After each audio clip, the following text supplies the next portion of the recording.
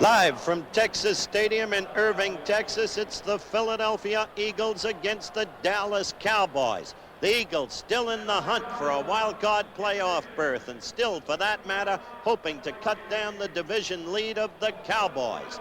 The Eagles' weapons are self-evident. There is the rifled-arm quarterback, Ron Jaworski. There is the brilliant wide receiver, number 17, Harold Carmichael, the man who has caught at least one pass in 106 consecutive games. Then there is the running of Wilbert Montgomery. How great he can be, as he was right there against Cleveland a week ago. But what do you do about Dallas? We asked Dick Vermeil. Well, you play hard. I think we'll play the heck out of them. I really do. We've never beaten them since I've been in Philadelphia, and I think it's about time we really make a run at it. Well, if Coach Vermeil is going to beat Dallas, he's got to do something about that brilliant Dallas defense, third in total defense in the NFC. He's got to stop the passing of that man, Roger Staubach, who right there hit Drew Pearson, touchdown. And then, how do you ever stop Tony Dorsett, the extraordinary runner? That's the job. Dallas against Philadelphia tonight. 20 seconds to air. Stand by, all cameras. 1 and 2 ready. Stand by, open your mics on the field. Standing. Ready. Stand by. Slow-mo. Slow-mo's ready. 3, 2, 1. Take tape.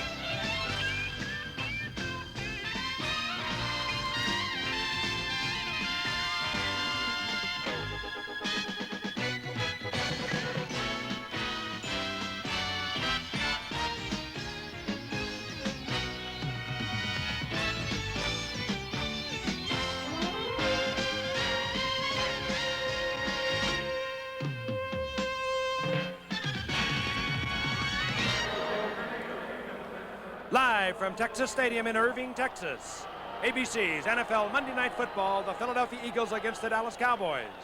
This ABC Sports exclusive is brought to you by Datsun, who invites you to test drive the all-new 200 SX Sport Coupe. It'll drive you like you've never been driven.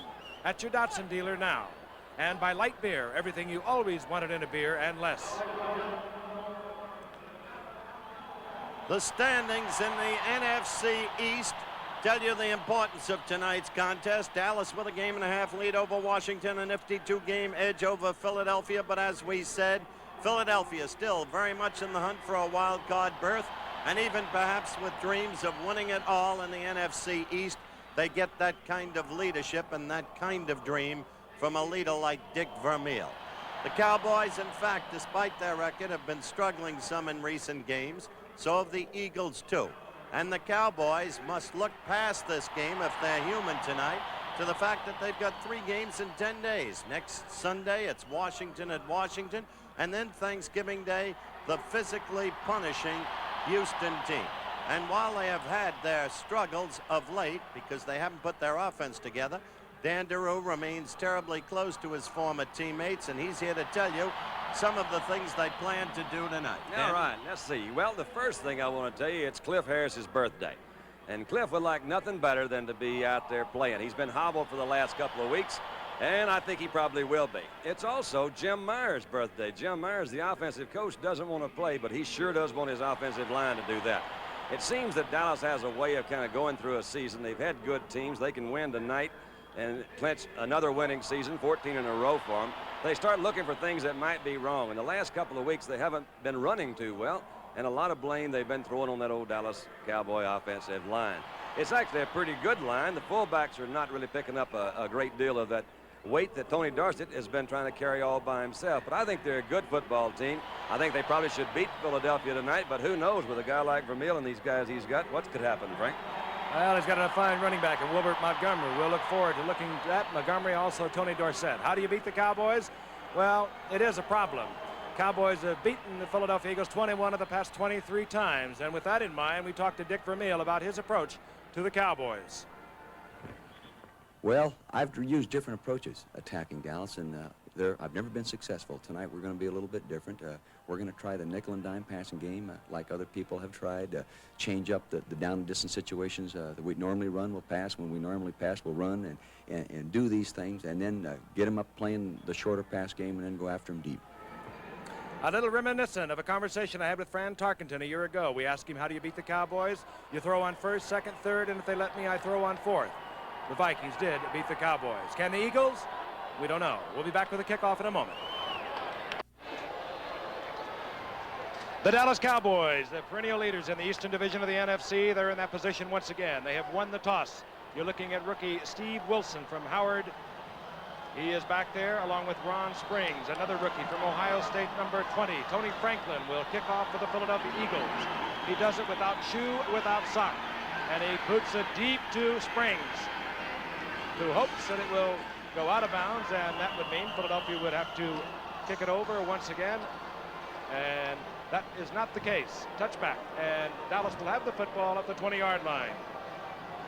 Offensively, we'll be looking at Roger Staubach. He has 9 straight and starts against the Philadelphia Eagles. He opens at quarterback, leading the entire NFL with a rating of 89.1, a remarkable athlete who brought the Cowboys back against the Giants last week. Tony Dorsett is in there, 5th in the NFL in rushing. Wide receivers, Drew Pearson, a clutch man if there ever was one. And Tony Hill, there's your offensive line. You can see why it's been termed the Irish Connection. 1st and 10 for the Cowboys. Quick toss, Tony Dorsett. Huge opening, and Dorsett exploits it out over the 40-yard line. Up to the 44-yard line, first down Dallas. Bernard Wilson defensively for the Eagles, and you see the explosiveness of Tony Dorsett, and let's look at it again. But it's not the fullback running, but it's that quick pitch to the outside. You see a real good block by Newhouse back in there. Dorsett actually just cuts and goes to the outside. Little quick pitch, got a good block on the old Bigfoot by his blocking buddy back in there. That fullback. The ball at the 44-yard line. Scott Laidlaw, he'll shuffle in the plays. He gets the call. The handoff to Staubach. Finds an opening over midfield and breaks the tackle. Comes up with about an 8-yard pickup. It'll be 2nd down and 2 inside Eagle territory. The veteran defensive end is Claude Humphrey, perhaps the best lineman of the down 3. Carl Hairston. There are the linebackers. They missed Bill Berge. A rookie is in his spot tonight. Robinson, an All-American from UCLA. Bobby Howard on the corner, has been around a long time, 13 years. And Dallas moving the football on the ground. They came into tonight's game. That's what they said they wanted to do. They're very open about it. They have not been happy with their ground game. The first 2 attempts have been successful attempts. 2nd down and 2. Drew Pearson in motion, number 88. Staubach, play action fake. Looking for Tony Hill. He's wide open. Touchdown. 6 points, Tony Hill. Oh, boy. Sprinting past the zone, touchdown, Dallas, 3rd play of the ball game. Roger.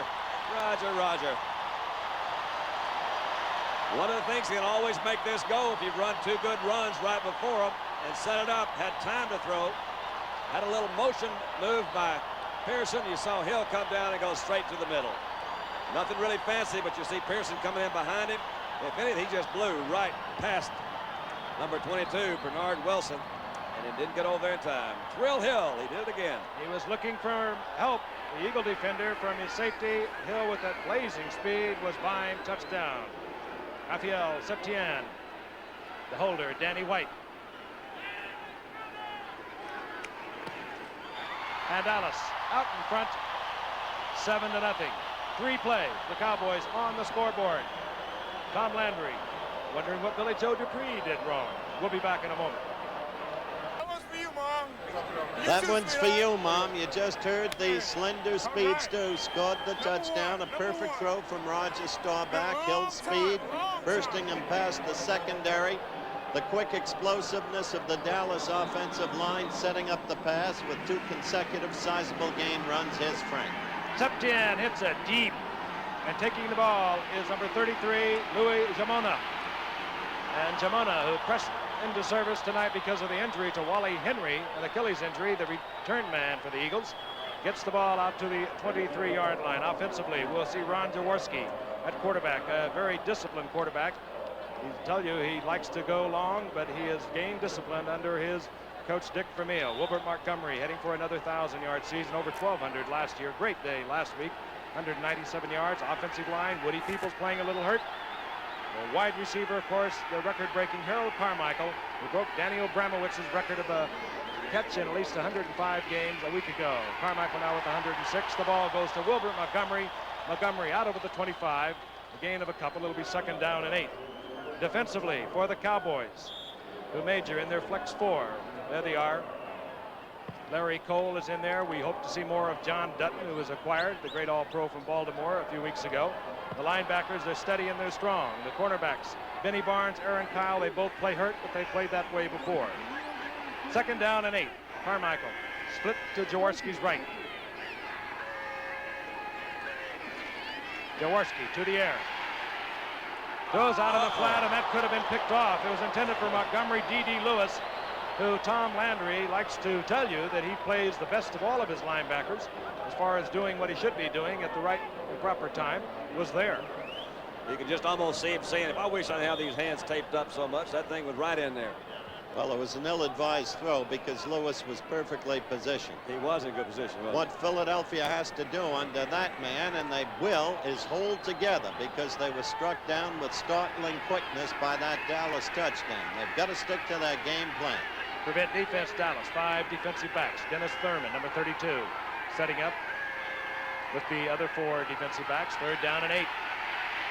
Pressure on Jaworski. Oh, he is has high. to unload early, intended for Keith Cruffley. Incomplete. 4th down. Philadelphia must punt. What Dallas would like to do is build up a big lead in a hurry, knowing that, as I mentioned earlier, they've got 3 tough games in a matter of 10 days. Max Runiger, an 8th-round draft pick, a rookie from South Carolina. Deep for Dallas. Steve Wilson. He has not been able to break one. There he has. He did return a kickoff for the Bears for a touchdown. They know he can do it. That one was called back.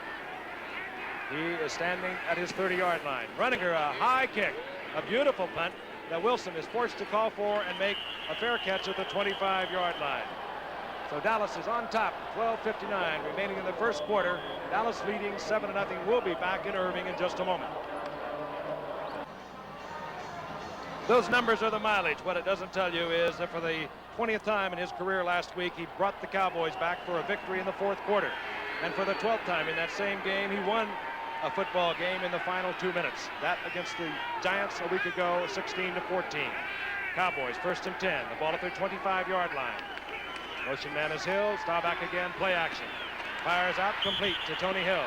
Started in motion. Reversed it. Picks up 3 yards. It'll be 2nd down and 7 defending. Number 22, Bernard Wilson for the Eagles. And you could see that number 80, Hill, did not like the way Wilson pushed him off out of bounds. Tony Hill, his touchdown a few moments ago, his 8th of the season. That leads all wide receivers in the NFL. Drew Pearson split left, Hill right. Call it 2nd down and 6. The ball marked just short of the 29-yard line. Handoff, Dorsett looking for an opening, finds a small gap, moves up over the 30, close to the 32-yard line, where it'll be 3rd down and 3. Tony Dorsett has had 5 100-yard games this year. 5'11", 190-pounder, but the Cowboys will tell you, size, pound for pound, he's one of the strongest football players on this team. Ron Springs comes in. Out goes Robert Newhouse. Springs is number 20, the rookie from Ohio State. Cowboys in the shotgun, 3rd down and 3. Jay Saldy is also in there, number 87 for the Cowboys. Inside handoff, Dorsett. Walker's in front of it. He'll have the 1st down as he gets up close to the 38-yard line. Up into there by Randy Logan. 1st down, Dallas. That was a lovely call by Sir Tom. It is. I always get, when I think of that, I think about sandlot ball. That looks like a play you sit down there and draw up in the sand, because a lot of people say, well, why are you getting a shotgun? You can't run. Here's an example of it. Wasn't really that fancy, but he did the same thing as a sweep, got the guards out in front. It was a 3rd down and about a 3, so he picked him up a big 1st down. Thing to take note of up to this point has been the play of the widely criticized Dallas offensive line. They've been opening the holes. They've been cleaning them out on the sweep as they did there. Had the effect of a sweep, as Don said. Ball just over the 38-yard line on the 1st down. Handoff, Robert Newhouse. Newhouse up over the 40. Will be a 42-yard line, gain of 3, 2nd down, 7. And you know, they have been complaining down here about the offense. They lead the NFC in offense, the Dallas Cowboys. I was tickled at a quote from old Larry Cole, kind of the resident philosopher now, and he says, you know, the really thing is everybody just gets nervous this time of year, and he says, quite frankly, I think we're getting overcoached. They're worried we're going to get complacent, and I think there's some truth in that. They're trying to find something wrong. Ball at the 42-yard line. Second down, 7. Dorsett adjusts back into the tailback spot of the eye. Laidlaw is in. Dorsett gets the quick toss. Good defensive play. Randy Logan, right cornerback. There will be a loss. Back to the 40. It'll be 3rd down and 8. Preston Pearson, of course, you follow this game, follow the Cowboys. Not available. He was hurt against the Pittsburgh Steelers. Suffered a rib injury, knee injury. So Ron Springs will be coming into the lineup on the occasions that ordinarily this man, Tom Landry, would bring in Preston Pearson. 3rd and 8. Drew Pearson goes right. Out to the left. Tony Hill. Jay Saldy in the wing spot. Out of the shotgun. Oh, they don't want to see that. Staubach lunges close to a first down. I believe he's short. Again, it will depend upon where they mark the ball. He knew where the sticks were. Tried to get there. Carl Hairston made the stop. It's going to be terribly, terribly close, Giff.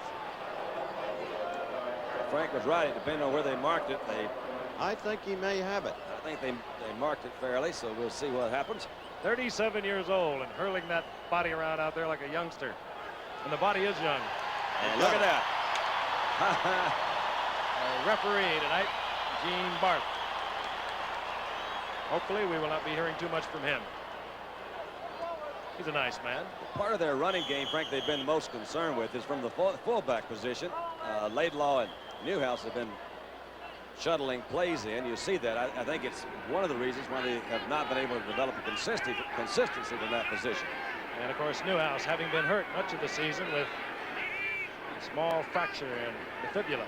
He's back in there, however. Pearson in motion on 1st and 10. This is Newhouse. Had a good block from Dorsett. And a good defensive play by Frank LeMaster.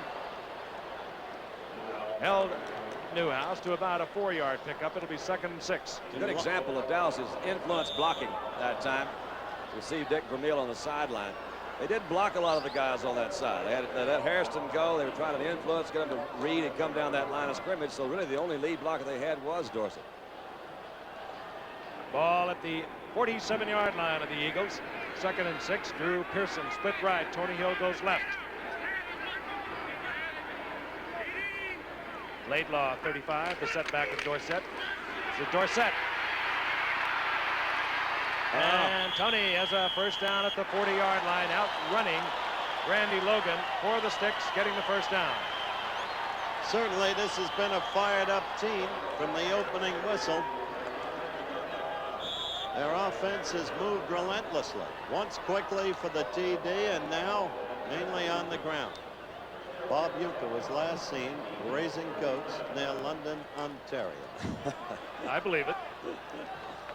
No. 7:35 and the clock is moving, remaining in the first quarter. Philadelphia has had 3 offensive plays. Dallas leading 7-0. Staubach bombed to Tony Hill on the 3rd play of the game. Staubach is in trouble. Bunting is there defensively. Claude Humphrey was in there first, forcing Staubach out of the pocket, and John Bunting was in there on the blitz. A loss back to the 43-yard line. Bunting is a guy, of course, that was out with a broken leg. He's come a year ago, has come back. He's been kind of a mainstay, particularly since Berge is away. Trying to hold down a fairly young defensive unit. The point earlier about Newhouse and Laidlaw was interesting. Newhouse carried only 3 times against the Giants. 2nd down, 13. Pearson right, Tony Hill left. Staubach, a lot of time. This is Dorsett. Drops the football. And I believe it's Robinson. Jerry Robinson, the All-America #1 round draft pick, pressed into service tonight, gets the turnover for Philadelphia. And this is something that, as great as he is, Tony Dorsett has a tendency to do. He makes a lot of moves. He gets himself off balance, and a hand comes in, and the ball disappears. So the late pattern into the inside, Frank. You'll see he carries the ball out in front of him. And really, truly, that's what happened. Just ripped in there and knocked it out. Hey, Robinson knocked it out, and he recovered it. Yep. So Philadelphia down 7-0. 6:45 remaining in the first quarter. They have a first down at their own 41-yard line. Dick Vermeil's #1 draft pick. He also recruited him for UCLA out of Cardinal Newman High School in Santa Rosa, California. He went on to 3 All-American years. His number was retired. He opened for the Eagles tonight. 1st and 10, Philadelphia. Leroy Harris, Wilbert Montgomery setbacks. 31, of course, Montgomery. Harris is 20. Ball at the Eagles' 41-yard line. Pressure for Jaworski. Carmichael overthrows. Carmichael was open working against Aaron Kyle, who's giving up 9 inches every time he covers the 6', 8-inch Harold Carmichael. That's a pretty tough guy to overthrow. That's the 3rd time Jaworski has thrown tonight. Once he almost threw a touchdown interception. 2nd time he overthrew. The 3rd time he overthrew. I think that's a key point, Howard. The Eagles have come in here extremely emotional, and it's great to be up and at it, but when you get a little bit too tense, that ball has a tendency to rise on you. You're right. 3 times in a row he's been high. 2nd down, 10. At least he's throwing the ball on 1st down. There are teams that will tell you that's about the only way you can beat the Cowboys. Intended there for Charlie Smith. He took the ball, but he was out of bounds, incomplete. It'll be 3rd and 10. The most difficult thing to do in a rollout pass is to time that sideline, because the quarterback drop back will go back. He knows where he is. He's set and ready to throw. He's on a rollout. It's awfully hard to hit that timing just right every time, so you'll wait another step before you throw. And consequently, your receiver's gone a little bit closer to that sideline, and by the time the ball gets there, he's out of bounds. Specialty moves are made by both teams. Billy Campfield comes in for Leroy Harris, number 37 of the Eagles. Bruce Thornton comes in defensively for the Cowboys. He gives them an extra pass rush. Aaron Mitchell is in there at one of the deep backs, number 34 for Dallas. 3rd down, 10. Look at that move by Harvey Martin, Don. but it was Bruce Thornton. I believe it was 79. You were watching, Don. Harvey Martin, he went all the way around the line of scrimmage. His man had to pick him up, and Bruce Thornton, the rookie from Illinois, was in on the sack. You don't see that kind of a trick up there that often. You're right, Frank. Harvey went from his defensive right end position all the way over to the other side, the left end, where Thornton came from, and obviously screwed up their blocking there. Max Reniger, the rookie from South Carolina, who had a beautiful punt on his first attempt, his only attempt. Steve Wilson, respecting Reniger, has moved back inside of his own 20-yard line. Reniger again with a beautiful high spiraling kick that this time Wilson takes at the 17. And Wilson gets up close to the 25. They'll mark it at the 24. A 47-yard punt, and a flag is down. As it is so often with the new rules pertaining to the kicking game, this time, however, is going to be a holding call. And probably a defensive holding up at the line of the scrimmage to keep the men keep from the coming guys from coming downfield. off. What a break for Philadelphia. They had failed to take advantage of field position. It was their 2nd series, and again they had failed. Momentum returning to Dallas, but now it goes back to the Eagles, an automatic 1st down. Number 58 defense holding before the kick. 1st down. And that, of course, is Mike Hagman of the Cowboys. 1st down, the Eagles. So we start all over with 5:53 remaining in the 1st quarter. Start all over again. That is the original line of scrimmage of this series, the 41-yard line. That could really be helpful, though. They need something to go their way for a while. That might be it. Carmichael, split right, top of your screen. Charlie Smith is left. Montgomery on the play action. Screen goes out to Leroy Harris. Nothing but Cowboys with Harris. Headed by Bob Bruni. It'll be 2nd down and 9.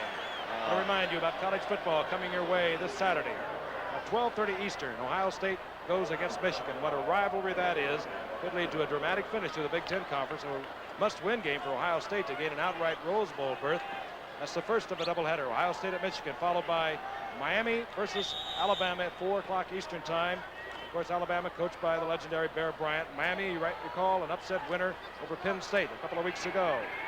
Alabama, of course, rated number 1 in the nation. College football coming to you this Saturday. John Dutton is in there for the Cowboys, number 78. 2nd down and 8.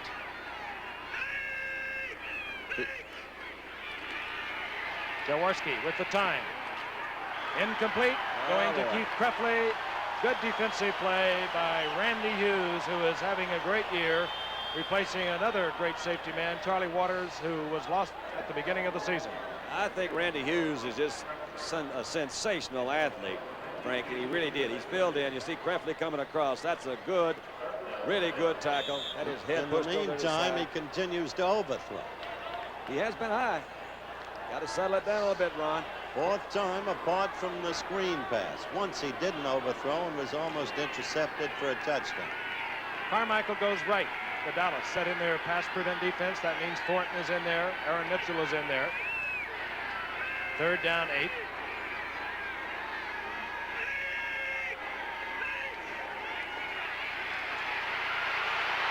Jaworski getting pressure from Harvey Martin, and somehow Carmichael caught that football. He certainly did. He was down there with Cliff Harris, Aaron Mitchell, and he just took the football away from them. You talk about a great one. He is back. And Benny Barnes. There were 3 of them around him. Well, you saw Harvey Martin come through. He got so so close. I don't think that ball was just right the only place it could be caught. And that streak is still alive. Look at the big man go. A good athlete again. That's Mitchell worked on him short. Coming into the inside. Mitchell is right there and just missed the ball. Harold Carmichael. That makes Harold Carmichael extending his record. He has now caught at least one pass in 107 consecutive games. That's an all-time NFL record. Here comes a safety blitz. Jaworski reads it. Fires and is complete. That's a good reaction. They saw the blitz. That has to have the coordination and timing between that outside receiver. And once again, you see Carmichael come in. What a great receiver, Frank. Oh, he is. He'll catch it in a crowd. He'll catch it deep. He runs great patterns. He's competitive. He's everything you'd want. Well, the amazing thing about him is his physical durability. Imagine 107 consecutive games, which tonight is for him. Hasn't missed a game since 1972. There is a gain of 8. It'll be second down and 2. The ball inside the 34-yard line. Philadelphia down 7-0. 4:16 remaining in the first quarter. Wilbert Montgomery gets to the outside and he runs into Randy Hughes. Loss all the way back to the 38-yard line. Hughes had that read instantly. He did. Had a little pressure, too, from Thomas Henderson, who didn't play last week. He's had like a hamstring pull. He was out there. One of the better linebackers because of his speed and agility. They don't really work on him too heavy on the outside. A good move by Hughes coming up from basically a strong safety position. But I think they were expecting something like that. Short down, second and short. Kind of a throwaway down. Now third and a big 6. Cam Field, 37, comes in for the Eagles. A better receiver perhaps than Harris. Thornton is in defensively, as is Aaron Mitchell for Dallas on third down and a long 6. Pressure again for Jaworski. Looks for Carmichael. He almost collects it. Defensively, it was Benny Barnes, but it was Harvey Martin pressuring Ron Jaworski into an early throw. And Randy White was in there too, Frank. They all had a good rush that time. Jaworski had to get rid of the ball a little bit sooner, of course, than he intended, but he almost completed it. Well, they blew a big opportunity. They had a second and less than a yard. You're going to see one of the young phenomenals in football today as in comes Tony Franklin. We watched him earlier during practice. He was hitting consistently from 55, 57 yards out.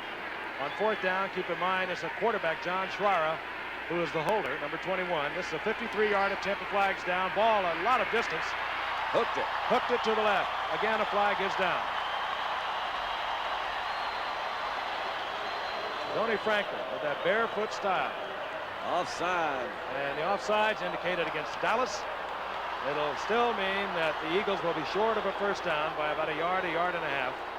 But it'll give Franklin a much better shot. There's the barefoot. Set 19 NCAA college records. He's had one from 51 yards this year, one from 50. One of those records in college was the most field goals, 50 yards or over. He hit 16 of them. This whole drive, as it appears they're going to go for it, which I can sympathize with, has been motivated by penalties against Dallas. The holding penalty critical. It changed the flow of the game. And now the offsides penalty. Fourth and less than a yard, just about a yard. Montgomery is there, 31, along with Leroy Harris. Looks like a rugby scrum coming up. Play action.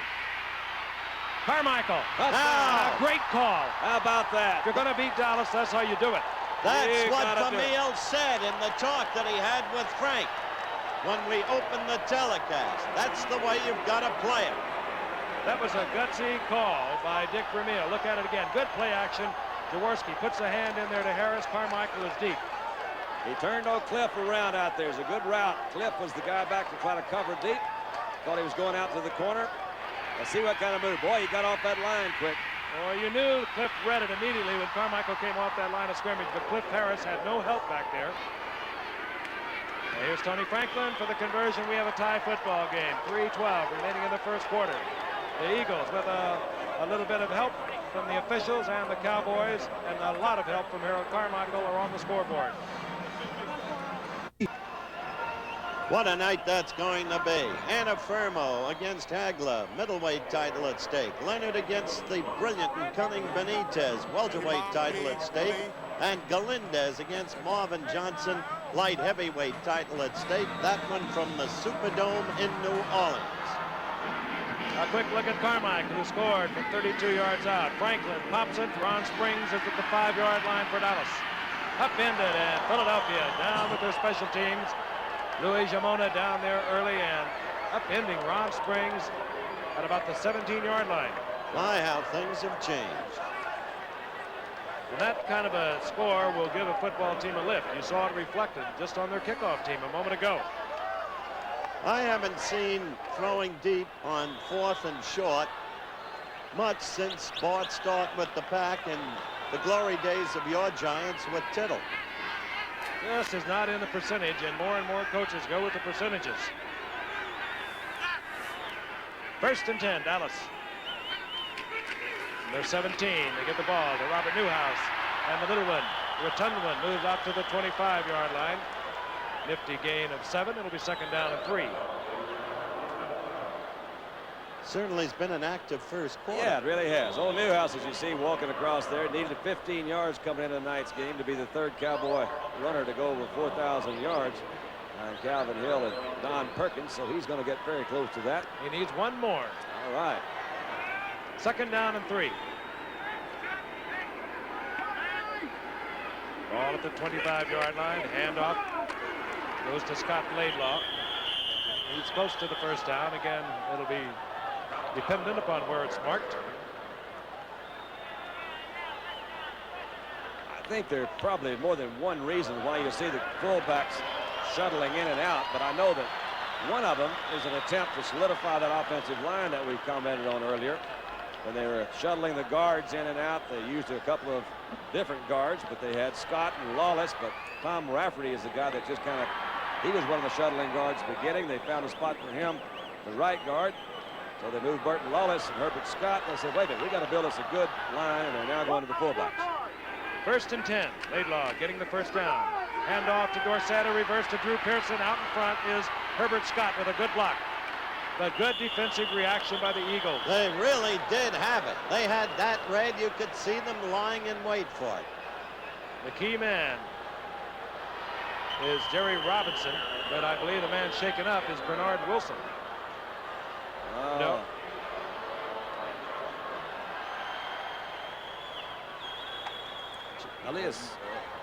Charlie Johnson. Charlie Johnson is down for the Eagles, the nose guard. He is being administered to, and we'll be returning to Irving in a moment.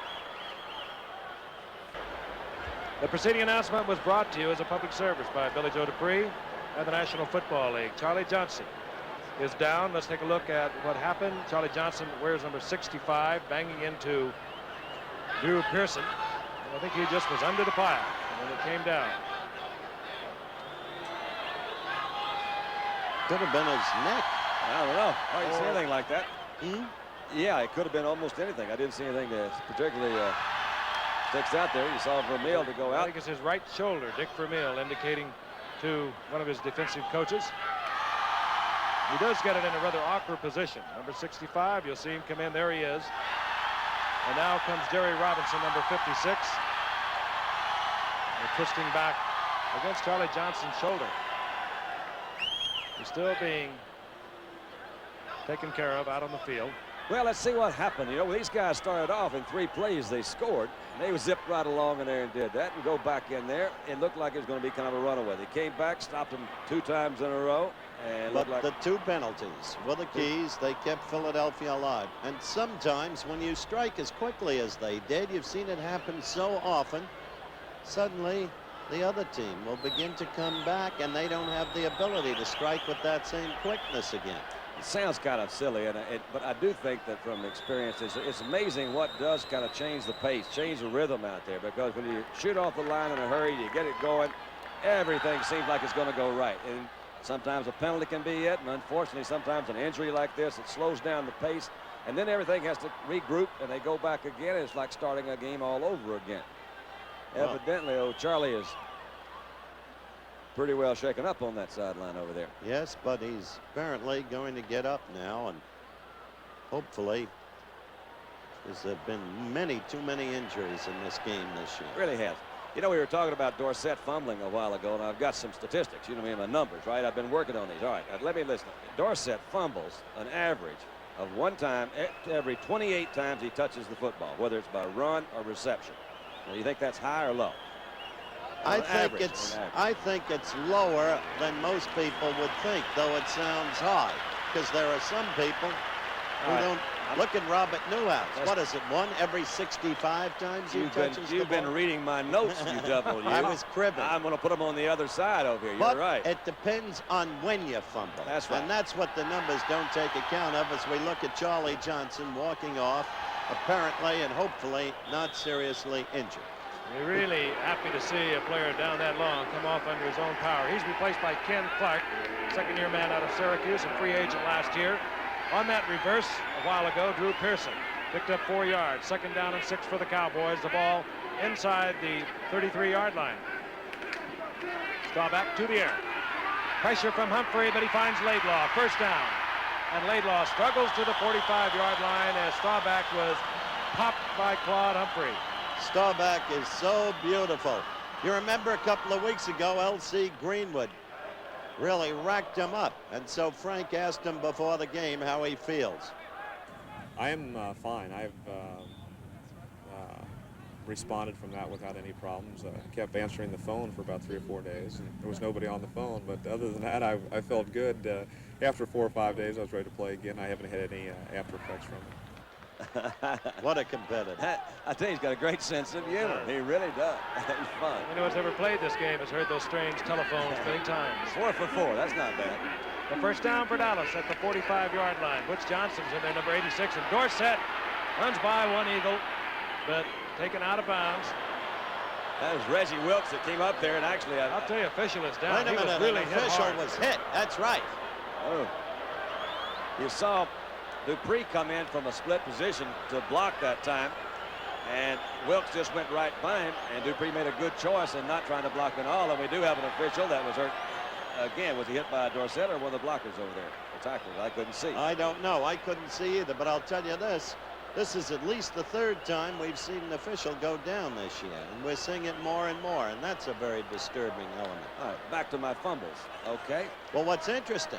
What is interesting before I get back? Leroy Harris of Philadelphia fumbles 1 out of every 28 times he touches the football. All right, let's see what happened over here. All right, let's see. That's old Bigfoot, and Bigfoot got him. Nice clean block, Bigfoot. That's the back judge, Ben Tompkins, going down. Just upended. He appears to be all right. So we've got out of 2 apparently serious injuries that neither one appear to be that serious. Now that's why I said it's important when you make the fumble, Don, because Shula traded Harris to Philadelphia. He never did get over Harris's critical fumble in the Houston playoff game last year that cost Miami the game. Well, all right, then. I'm not going to talk about my fumbles much anymore. You've already read my whole sheet. I've got some more surprises, though. Dorsett got 2 yards. It'll be 2nd down and 8 for the Dallas Cowboys. The ball at their 47-yard line. Charlie Johnson back in the game with 65 defensively for the Eagles. That's Drew Pearson in motion. Dorsett, he's the workhorse here in the 1st quarter. Tries to get to the outside. Nothing doing there. Defensively, it was Bobby Howard coming up. And the clock stopped with 19 seconds remaining in the 1st quarter. It's tied up at 7. The quarterback with the rifle on. who has not been throwing that well tonight, but in his more recent efforts has begun to hit Carmichael, utilizing the height advantage that is Harris. Ron Jaworski. 3-yard pickup by Dorsett. It'll be 3rd down 7. Ron Springs is in there. That's the position that Preston Pearson, were he available, would probably be coming in. Ron Springs, good athlete out of Ohio State, perhaps not as cerebral as the missing Preston Pearson. Out of the shotgun. Staubach in trouble. Down he goes.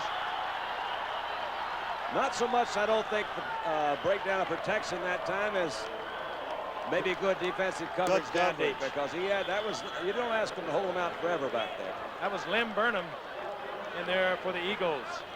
Bringing up a 4th down, long yardage. It'll be the punting unit, and that means Danny White for the Dallas Cowboys. And deep, it will be John Shara. Again, Wally Henry would be the man they would like back there. He's injured. He cannot go tonight. And that is the end of the first quarter. Excitement here in the first quarter from Irving, Texas. We're tied at 7. Philadelphia and Dallas will be back in a moment. Well, once they began a few years ago, these young ladies have become rather famous. They've made movies about them. They've stirred up all kinds of controversy, but they are an extremely talented group of gals. The Dallas Cowgirls. 4th down. Dallas will punt. John Shara deep for Philadelphia, inside his 20. Danny White hangs it high. Shara will have time at his 18. Good. Uh-oh, look at this. He fell down. Shara out over the 32-yard line following a 43-yard punt. Eagles, fairly good field position. Look at the spirit as represented by Sharas. Disgust with himself over slipping and falling. He had some great games at UCLA under Dick Vermeil a few years ago. Went up to Canada, played up there a couple of years. Came back a year ago, and he can do it all for Philadelphia. Played defensive back, quarterback. There are your statistics. Huge statistical advantage for Dallas, as Frank was pointing out. -1 yard rushing for the Eagles. 1st and 10, Philadelphia. The ball inside their own 32-yard line. We're all tied at 7. Charlie Smith comes across in motion. Wilbert Montgomery covering the ball with both hands. Piled up by the middle of the line. Randy White, Dave Stalls, Brunig there. Gain of a yard and a half. With Harvey Martin a buttressing force. And Larry Cole, as always, cleverly getting in position. Number 63. How many times does Montgomery fumble on an average of every time he carries? I don't know. He's fumbled 7 times in the last 3 games. He fumbles 1 out of every 23 times he touches the ball. Well, he carries about 30 times a game, but he really, great young man. But he'll tell you, he cost him the game a week ago against Cleveland. This is Montgomery again. He gets to the 35, where it'll be 3rd down and 7. That was Bob Brunig filling that middle like the middle linebacker is designed to do in your old basic flex defense.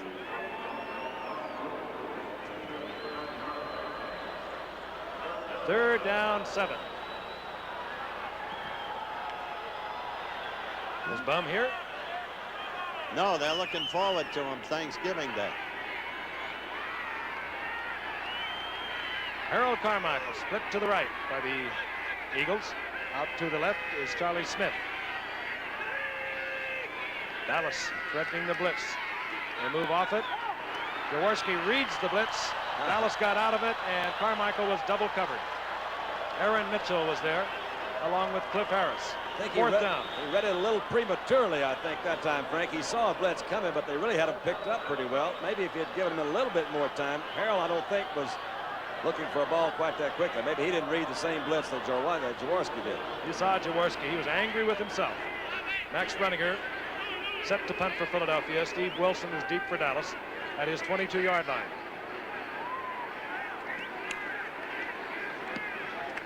Bruniger, this time it doesn't turn over, but it still is taken at the 27. Good punt. Wilson turns the sideline, gets out over the 35 to the 36-yard line, where Dallas will have a 1st and 10.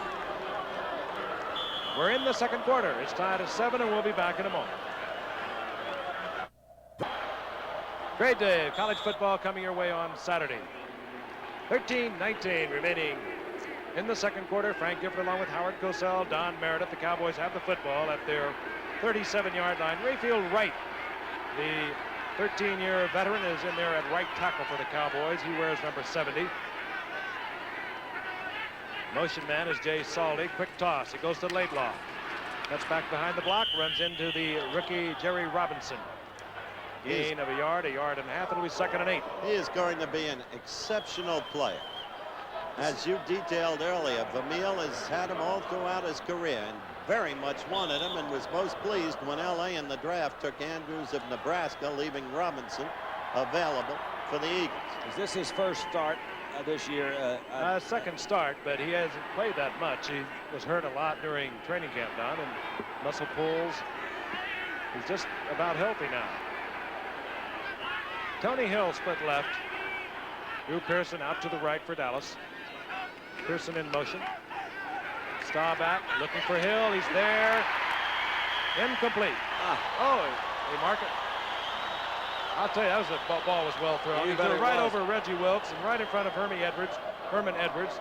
First down, Dallas. You see the flow go away. Dorset going the other side. It's hard for Wilkes to then adjust and get back out. He did get in fairly good position, as you pointed out, Frank, but that ball is right on the money. Man, he's really sharp tonight. buzzed it in there. He really is. Right on the money. A first down at the 48-yard line.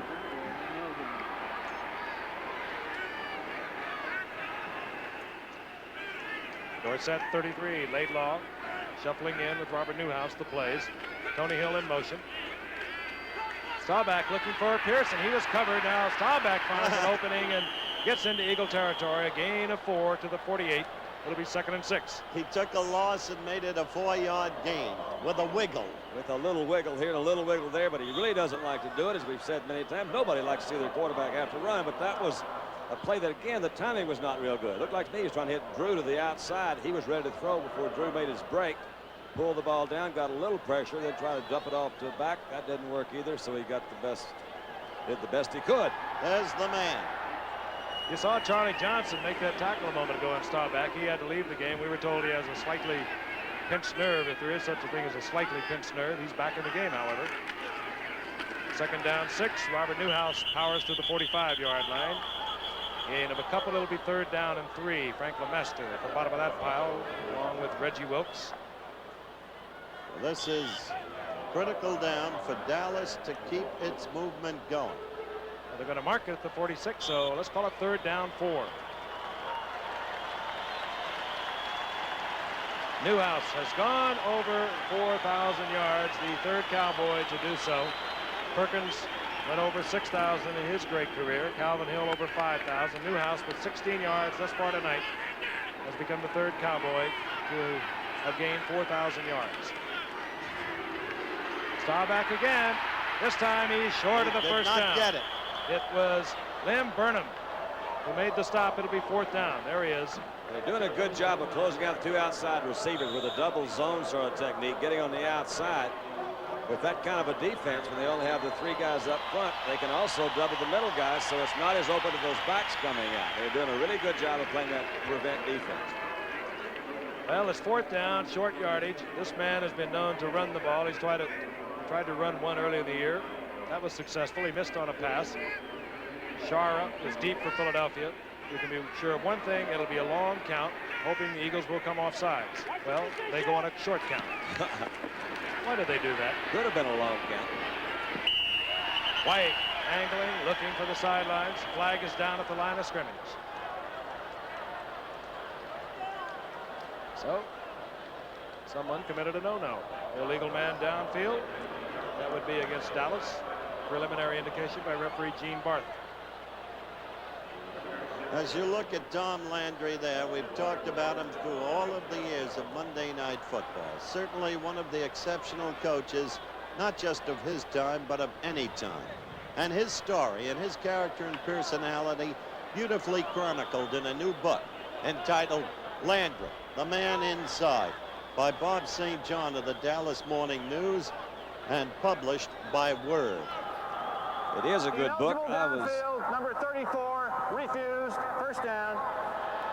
Aaron Mitchell down early for Dallas, refused by the Eagles. They want the football. They have it inside the 15-yard line. Timeout, and we'll be returning to Irving, Texas with 10:18 remaining in the half in just a moment. I don't know whether you've announced, but I know that you have a nice war chest in case you do. It's also an indication we're in troubled times. I could clear it all up. That's what I'm afraid of. 1st and 10, the Eagles. Just inside their own 15-yard line. The score tied at 7. Handoff, Wilbert Montgomery tackled there by D.D. Lewis, but not until Montgomery has moved up to the 20-yard line. A gain of a little over 5. It'll be 2nd down and 5. I think that's their best gain from scrimmage tonight on the ground. I believe you're right. And they went back to running on 1st down. Well, how do you feel about that? Once again, as I said, they just elected a new mayor in Cleveland. indication we're in troubled times. That's right. Can't help them anymore up there. 2nd and 5.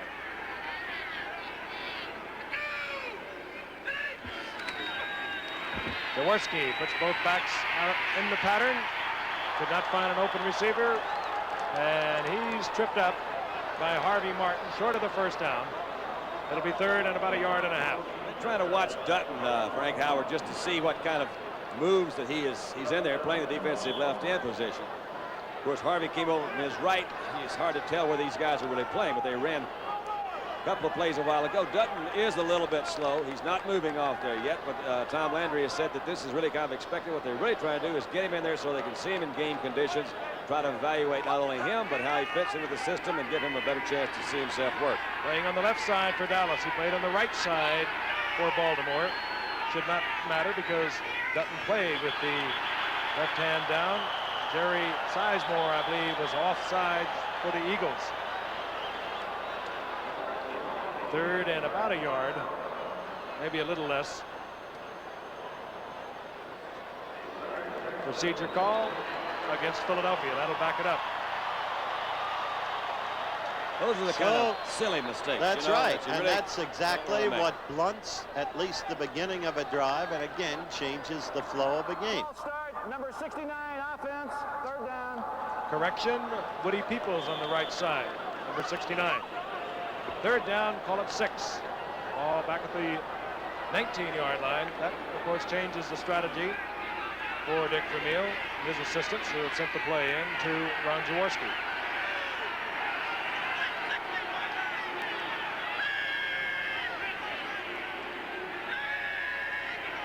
Dallas showing blitz, but again they pop out of it. Jaworski fires. What a great catch by Charlie Smith. Hey, that's a nice Super catch. Aaron Kyle defending. Frankie made himself as tall as Carmichael with that leap. I'll tell you, that was his 18th reception of the season, and it was a dramatic one. Well, they actually had pretty good protection. You'll see right there, he didn't need that long to throw it. Again, the ball is high, but Charlie Smith goes up there. Aaron Kyle is right there on it. Couldn't do much more than what he did. Aaron Kyle is playing a little bit hurt himself. He's had knee problems. Smith gets the 1st down out of the 29-yard line for the Eagles. Wilbert Montgomery. Oh, what a play. Is that D.D.? Play has to be D.D. Lewis. He read it beautifully. You talk about position. You saw him fight off that block, make mincemeat of the would-be blocker, and then make the tackle. That was nice. He really is the guy that tried to get around the outside, had a block moving in there with Larry Barnes, number 38, and Dede just worked him over in good shape, came up back. And Dede's the kind of guy that we've mentioned many times. He's here, he's really steady. He really throws a lot back into the game. That's an awful lot for a lot of kids across the country, too. Loss of 3, 2nd down 13, the ball at the Eagles' 25-yard line. Cliff Harris again showing blitz for Dallas. And I think he's going to come with it this time. Yes, he does. Jaworski reads it, hits Carmichael, he doesn't hold on. What a hit by Aaron Kyle. That's why he didn't hold on.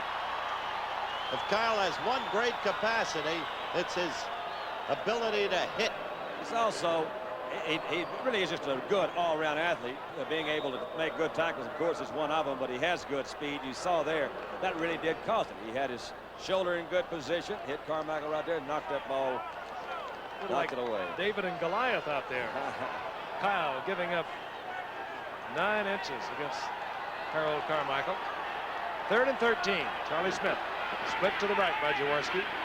Carmichael's in the slot, bottom of your screen there. Benny Barnes up, hovering over Carmichael. Going for Smith. Did he catch that one too? He did, I believe. My gosh, if he caught He that caught one. it on Cliff No, Harris. they're saying no, No. incomplete. Well, I'll tell you what, I'm going to give him almost as much credit for his effort. That's going after that ball. Charlie, Could not you're see it right. from our angle, but it must have been trapped as he fell. Look at Dave Stalls. He says, I'm trying to put my hands up, but I don't want to jump. Ball is thrown. Really a good throw right in there, too. Sure did. No, he didn't catch it. I didn't see it No, from it back just here. dropped. Of course, it's a good call. 4th down. Max Runiger. Rookie from South Carolina, kicking to a rookie from Howard. Touchdown, Tommy Wilson's son, Steve Wilson. There he is, Steve Wilson, back at the Cowboys' 30-yard line. Another nice kick by Runiger. Fair catch. Call for by Wilson. He had to. The ball was hung up there and also booted out there 44 yards. 7:04 remaining in the half, and we'll be back in a moment. Staubach was getting a little treatment on the sidelines a short while ago. We checked it out. He apparently has bruised his thigh. He was rubbing it a little bit while we were away in commercial, but he moves up to the line of scrimmage with the 1st and 10. Cowboys at their own 30-yard line again. Again, the game tied at 7. Peculiar set. Little Joe Dupree, the tight end, moves out of the backfield in motion. Staubach fires for Newhouse, who trapped it, dropped it, incomplete. Max Runiger, who has been doing a brilliant job of punting tonight. There you see his average. 8th round draft pick for the Eagles this year. Actually set a couple of records down at South Carolina, but he was not a scholarship player, a walk-on. Average coming in tonight a little over 39 yards, but he's averaging 43 here against the Cowboys tonight. 2nd down, 10 Dallas. 7 minutes remaining in the first half. Tony Dorsett. And a fine defensive play, Reggie Wilkes. It really was. I think Tony thought he was going to be able to get a little better block that time. He was going to try to slip to the outside. He has not done it. What's interesting is the way, as you look at Wilkes, who is one whale of a ball player. Look at this. When they tackle Dorsett, they have go for the ball on every tackle. Watch this. See that? Because they know of his tendency to fumble. Well, that was Tom Rafferty out there in front of him, and Wilkes just did a good job playing Rafferty off. 3rd down, 10. Loss of about a half a yard. Staubach setting in the shotgun formation. Ron Springs, number 20, in there. Staubach under pressure, fires, and incomplete. It was a catch that Pearson obviously felt he should have caught. He did not. Well, he slipped. It was underthrown a little bit, too. The last 2 passes Rogers thrown have been a little bit short. We got a little message from the sideline that he had bruised his thigh a little bit, but I don't know whether that would... At the same time, you saw that key graphic. At that point, when we showed it, he had thrown 72 times without an interception. And that's to me, the landmark of the mature quarterback. John Shara positioned at the Eagles' 27-yard line. 4th down. Danny White will punt for Dallas. Danny White answers. Max Runiger with a beautiful punt. Shara takes it to 24. Oh, Gets away from 2 Cowboys. He's got open field. Shara. What a run back. Beautiful run back by the former UCLA All-American quarterback down to the 45-yard line of Dallas. The punt return still remains one of the most exciting plays in football. Let's look at Johnny Shara again. All right, Barnes is here first. Look at Benny Barnes. He usually is down there. Goes blip right by him. That was also a miss by Mitchell. He just picked up some blocks. They ran over one another out there. That looks like Brunig that missed. You see, they couldn't get him. That was a 32-yard return, and some of the finest tacklers on the field. Miss Shara, Brunig, Hegman, and Benny Barnes. The Eagles' 45-yard line of the Cowboys. We're tied at 7. Look out, look out. Jaworski lays it up for Montgomery. He has it. And he's corralled by Cliff Harris, but he has a first down at the 31-yard line. It was D.D. Lewis pressuring Ron Jaworski. There's the ex-quarterback from UCLA. He, together with Henry, also from UCLA. Alpha Meal loves his former talents. Chara came out of UCLA, drafted by Tampa Bay, or rather the Bears. Went up to BC in the Canadian Football League. All pro up there. Tampa acquired his rights, traded to the Eagles, and he came back a year ago, and he does it all. These Eagle fans are here to supporting Montgomery from Abilene Christian College. He had a big, as you see Montgomery take off again right there. It slipped a little bit. On 1st and 10, and Montgomery inside the 30-yard line. Aaron Kyer all over him. A gain of about a yard. It'll be 2nd and 9. We want to remind you, immediately following tonight's game on the West Coast, be sure to stay tuned for a special edition of 2020. Tonight's lineup, a special report. Geraldo Rivera on the business of being a child star. You'll meet the hottest youngsters on TV today.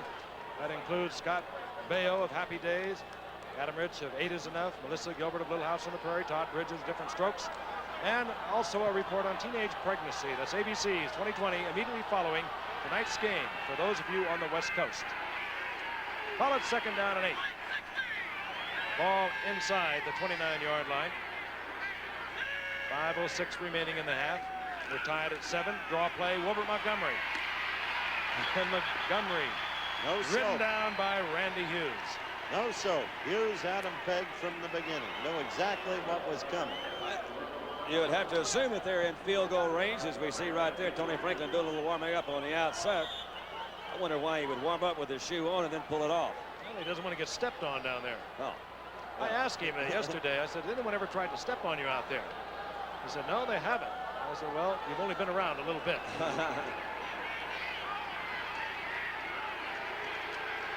Defensive specialty unit on for Dallas. Camfield comes in for Philadelphia. 3rd down, call it 8. Inside handoff, that's a changeup. That goes to Wilbert Montgomery. It did not fool the Cowboys, however. But 4th down, and we will see Tony Franklin. it remains an interesting call because sometimes it works, and then you're struck by the effectiveness of it. As I've mentioned before, Weed Eubank always used to call that play when he had Snell and Boozer. I think it really is a reflection also on this kicker that you're seeing out here too, Howard. That's true. They're comfortable with where he is on the field for a field goal attempt. Of 45 yards. I'll remind you again, I said earlier, he's kicked 2 this year of 50. A lot of distance, but I believe he might have hooked it again. Uh-oh. Misses left, and the Cowboys will have the ball at the line of scrimmage, their own 28-yard line. Well, since the first 3 plays, we have seen a rather sluggish Dallas team. They've been kind of flipping back and forth. This ball game is tied up. And we're going to see Danny White coming in for Dallas. So the thigh muscle bruised on Roger Staubach must be bothering him. Danny White, number 11, comes in. It's really funny, Frank, because I saw those last 2 passes Roger threw. You could tell something was wrong. He doesn't really miss them that far. And he was holding his leg when he came out on that last series. Danny White, 10 of 21 thus far this season. No touchdowns, 1 interception. He replaced Roger 2 weeks ago when Roger was hurt in the Pittsburgh game. First down, Dallas. They have the ball at their own 28-yard line. Newhouse gets the call. And Bobby ambles up to the 34-yard line. Good run. Good run indeed. It's called motion against Dallas. I think it's going to be, man, that was a late flag for motion. That flag didn't drop till after the thing was over, but I think it was probably on Dorsett because they shifted and Tony got mixed up before he went in motion. Meantime, let's remind you folks of how good Danny White is as a backup quarterback. It was he who scintillated in the very difficult playoff victory over Atlanta for Dallas last year. Illegal motion, 2 backs in motion at the same time. First down. And we don't do that. So a 6-yard pickup by Robert Newhouse is nullified. It'll be first down 15. All in all, Danny White last year, 20 of 34. A couple of touchdowns. Roger, of course, very durable. And Danny White, who came to the Dallas Cowboys in '76, has not seen that much action. 3:33 remaining in the half. Cowboys 7, the Eagles 7. Drew Pearson in motion. Dorsett with a 25-yard line, a gain of a yard and a half. It'll be second down 14. We're counting down at 3:20 left in the half. Soon there'll be the 2-minute warning. And we have first half. As Dandy said, first 3 plays, bang, Dallas had a touchdown. Then they were moving downfield. It looked like a rout. And then the break started coming the Eagles' way. It was the holding on the punt. Remember that holding call on the punt? Keeman. Danny White looks it over. Second and long. Out of the tee. This is Tony Dorsett. And Dorsett's smothered there. Down he goes. Reggie Wilkes is doing a fine job of open field tackling tonight. Frank, remember the first time we saw him as a rookie in the Hall of Fame game? We spotted him then. Out of Georgia Tech. He's a third-round draft pick a year ago. Terrific ball play. Became a starter after the third game of the regular season. Dorsett got back to the original line of scrimmage. That means it is third down 10. Tony Hill goes right. Drew Pearson goes out left. Jay Saldy is also in there, number 87, and Staubach has left the field. He's gone into the dressing room. We'll have a check up there. White out of the shotgun. Right on the money. Dorsett, and I believe he gets the first down with a little bit of extra effort. That's not a bad throw right there, guys. LeMaster was there, along with Bobby Howard defensively. Dorsett has the first down. He got Tony up in a little slot this time. No fooling around. He's definitely in the pass pattern. And as Frank mentioned, he's working on LeMaster. Has about a half step or a step. The ball is right there on the money. And we move to the 2-minute warning as Tony Dorsett gets a Dallas first down. They'll be at the 39-yard line, their own 39-yard line when we come back. Danny White moved over to the sidelines, chewed the fat a little bit with Tom Landry. They looked over their game plan. The little clipboard that Tom carries with him, or one of his assistants always has nearby. We have 2 minutes. Cowboys with 3 timeouts. They have a first down at their own 39-yard line.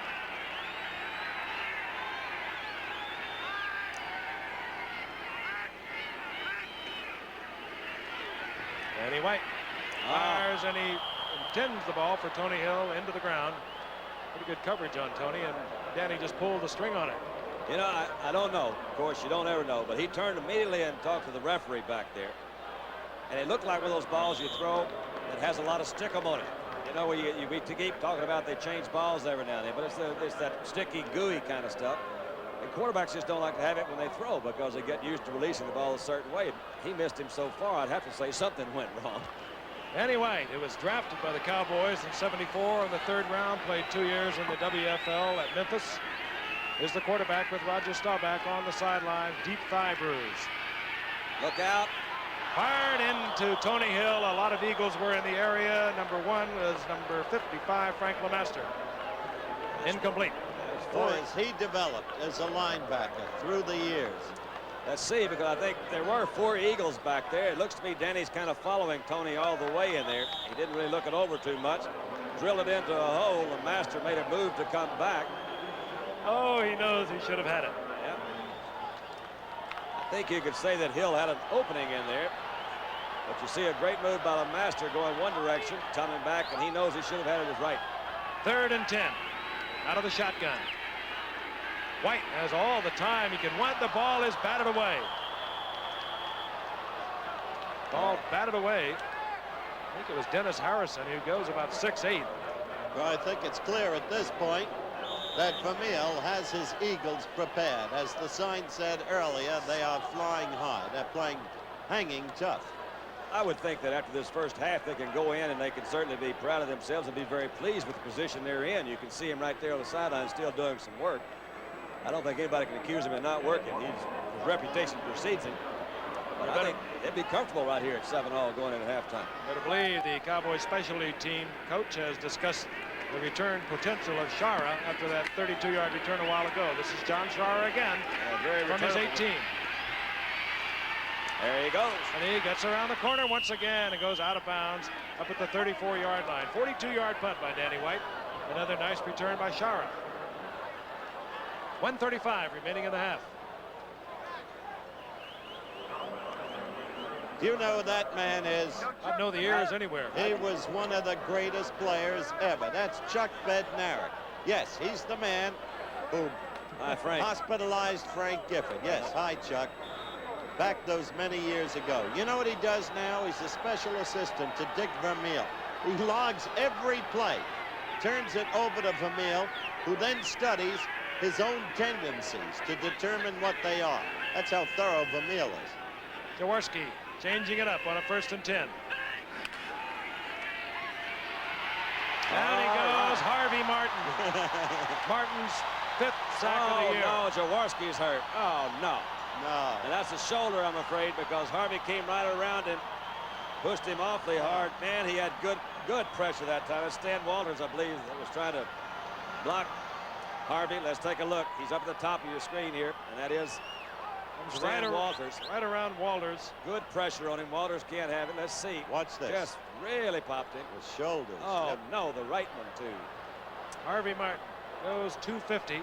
Fell full weight on Ron Jaworski. You know, I had oddly in line with what we've just seen, and one can only hope that there's nothing seriously wrong with Jaworski. I had a long talk with Pete Rozelle, the NFL commissioner, the other day about the number of injuries in football this year. I don't have to pump for Rozelle or plump for him or anything else. But honestly, I don't know of anybody who's got a greater concern about the injuries than Rozelle and the National Football League people, because they know how it disrupts their game, breaks it up, hurts it, causes indeed some public revulsion. And if anybody got any ideas how to reduce the injuries in this game, nobody wants to hear them more than Rozelle. Just about every rule change they've made, Howard, I agree with you completely, has had to do with preventing injuries. The changes on the kicking unit, the new rule pertaining to quarterbacks. When they are in the grasp of a defender, that's it. They blow the whistle. You cannot spin around, get loose, and throw a touchdown pass. It's over once the defender has you. You saw a quick look at John Walton. He is the backup quarterback to Ron Jaworski. He also coached and was coached by Dick Vermeil when he was with the Rams back in 70 and 71. And let's take a look at Jaworski again. Harvey Martin coming from the right of your screen, number 79. The thing that I think, too, you know, is this happens in the course of the game. You couldn't be more... It's not what you call a cheap shot. That's a good, no, it was not. A really very good I wish the people at home could know Harvey Martin. Well, I don't even think that's important, because well, it is, because Harvey's a heck of a nice guy. But I think the thing that you're talking about is, yeah, there are things that happen. You hope that it's whatever it is. You hope that it's something that's holding the left arm. It could be the left shoulder or perhaps the elbow. We will not speculate. We'll get a report for you on Ron Jaworski. Meanwhile, John Walton comes in, 11 of 19 this year. Started, as I said, on the LA Taxi Squad back in 70 and 71. Dick Vermeil was there. Played in the WFL with Chicago and San Antonio. And then came to the Eagles as a free agent in 76. Vermeil liked what he saw when he was with the Rams. They do not have a third quarterback. That would be John Shara. Right now it's second down, 21, 1:31 remaining in the half. And again, we're tied at 7. Important game for the Eagles. They can draw within 1 of the Cowboys. right on the money and again. It goes to Billy Campfield. Shira has not played really at all. They're really the only guy that's played so far, figuring regular season as well, and he has really done quite well. And statistically, he's a little bit higher than Jaworski, but he, of course, hasn't played very much. Only thrown about 16, 18 balls on him. Nonetheless, I like what he just did. Yeah, he put it out there. Third down and 9 now for Walton out of Elizabeth City State. Home of Jethro Pugh. Jethro Pugh retired. Coach on the left side defensively for Dallas this past year with Ed Jones. Walton again to the air. Throws high over the head of Billy Campfield, but Campfield well covered defensively out there. It'll be fourth down. 1:21 remaining in the half.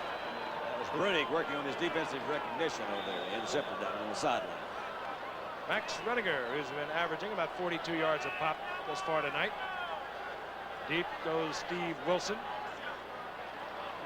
At the 23, quick count, and again Redinger hangs it high. Wilson, no fair catch. Bubble. He bobbles the football. I believe Philadelphia is indicating they have it. Wilson in a pileup. The ball jarred loose. If they have it, Frank, it's an easy field goal range for Tony Franklin, the no-shoot kicker. It seems no question in the mind of some of the Eagles. Now Dallas says we have it. And the referee, the final force, says you're right. The Eagles have it. All right, you got Jaworski out. You have Staubach out. Two backup quarterbacks are in there. Might boil down to this kicking unit on either side. I'll tell you, Runiga has been tremendous tonight. Just tremendous. There he is. There he is again. He had another beauty on that one. Not quite as long as some of the earlier punts. Well, it was too. It's 43 yards. Yes, It's hung up indeed. there And forever. great hang time. The That's first the down point. is at the 29-yard line. Right on the spot is John Walton, filling in for Ron Jaworski. 1:09 on the clock. The Eagles have 3 timeouts. Go get him, Harley!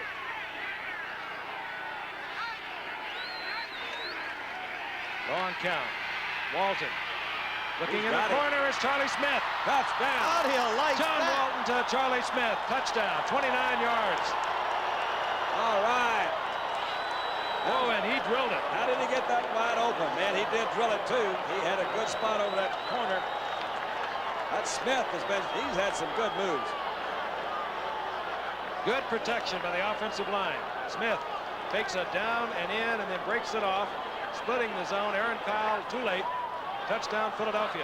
I gotta tell you, Walton has a beautiful overhand delivery. I like pitchers to throw that way in baseball. And his curve is not bad. Here's the barefooted Tony Franklin. And Philadelphia is in front of the Cowboys 14-7. 1:03 remaining in the half.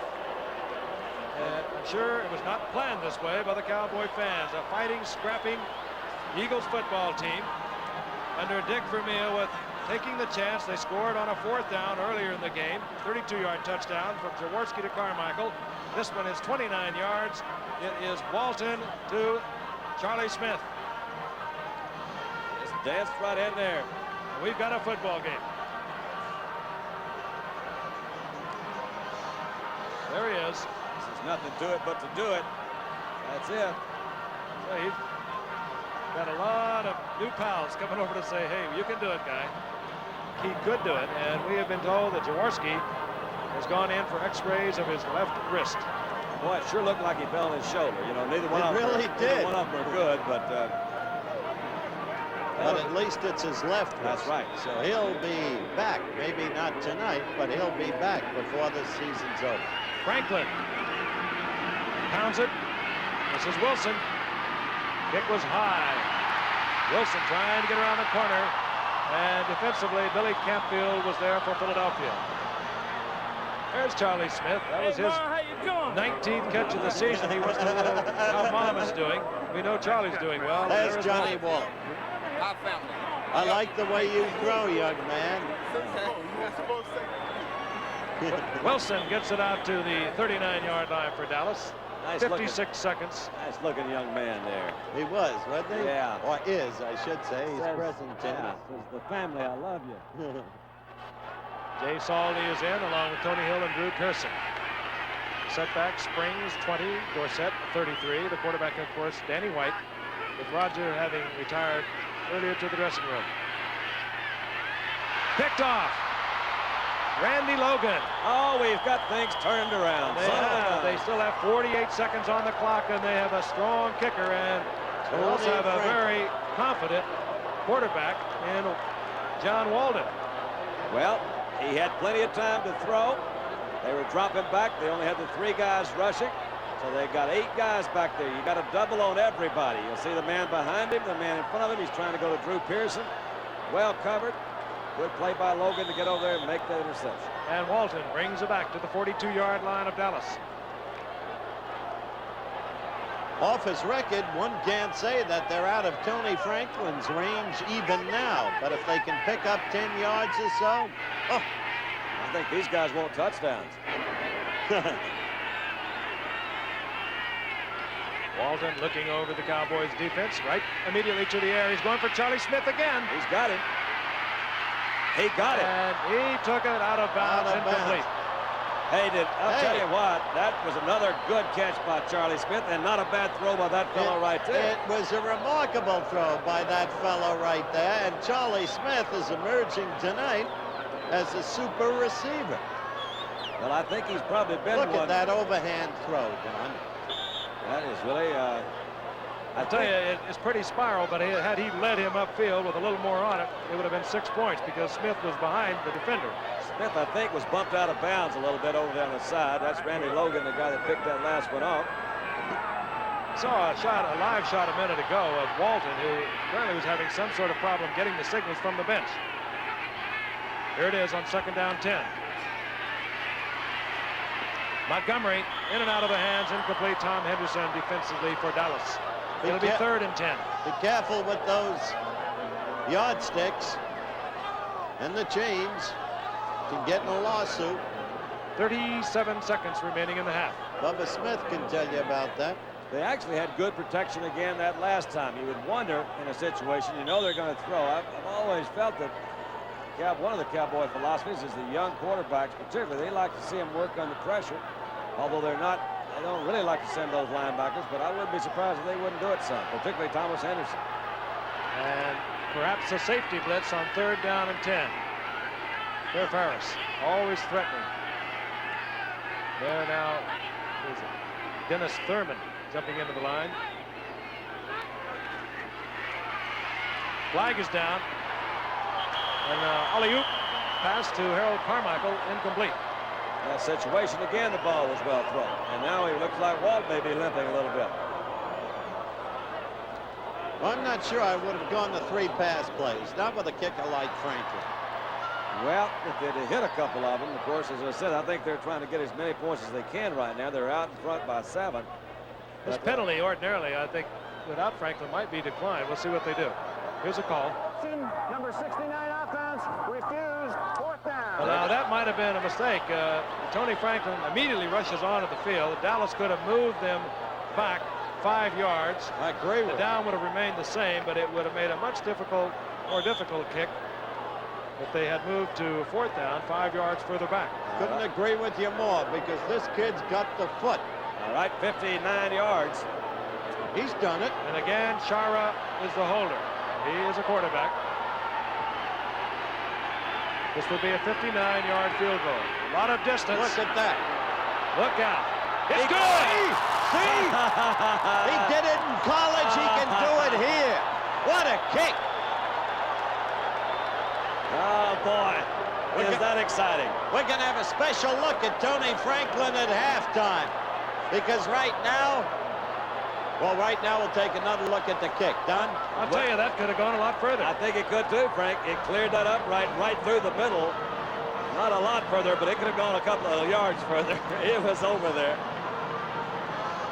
He was excited. Look at his reaction after he hit it. He knows he hit it good. He said, come on, come on, come on, yeah, that's it. Son of a gun. 4 yards short of Tom Dempsey's 63-yard NFL record, and I'm sure that the Cowboy bench must be thinking, why did not we take that 5-yard penalty?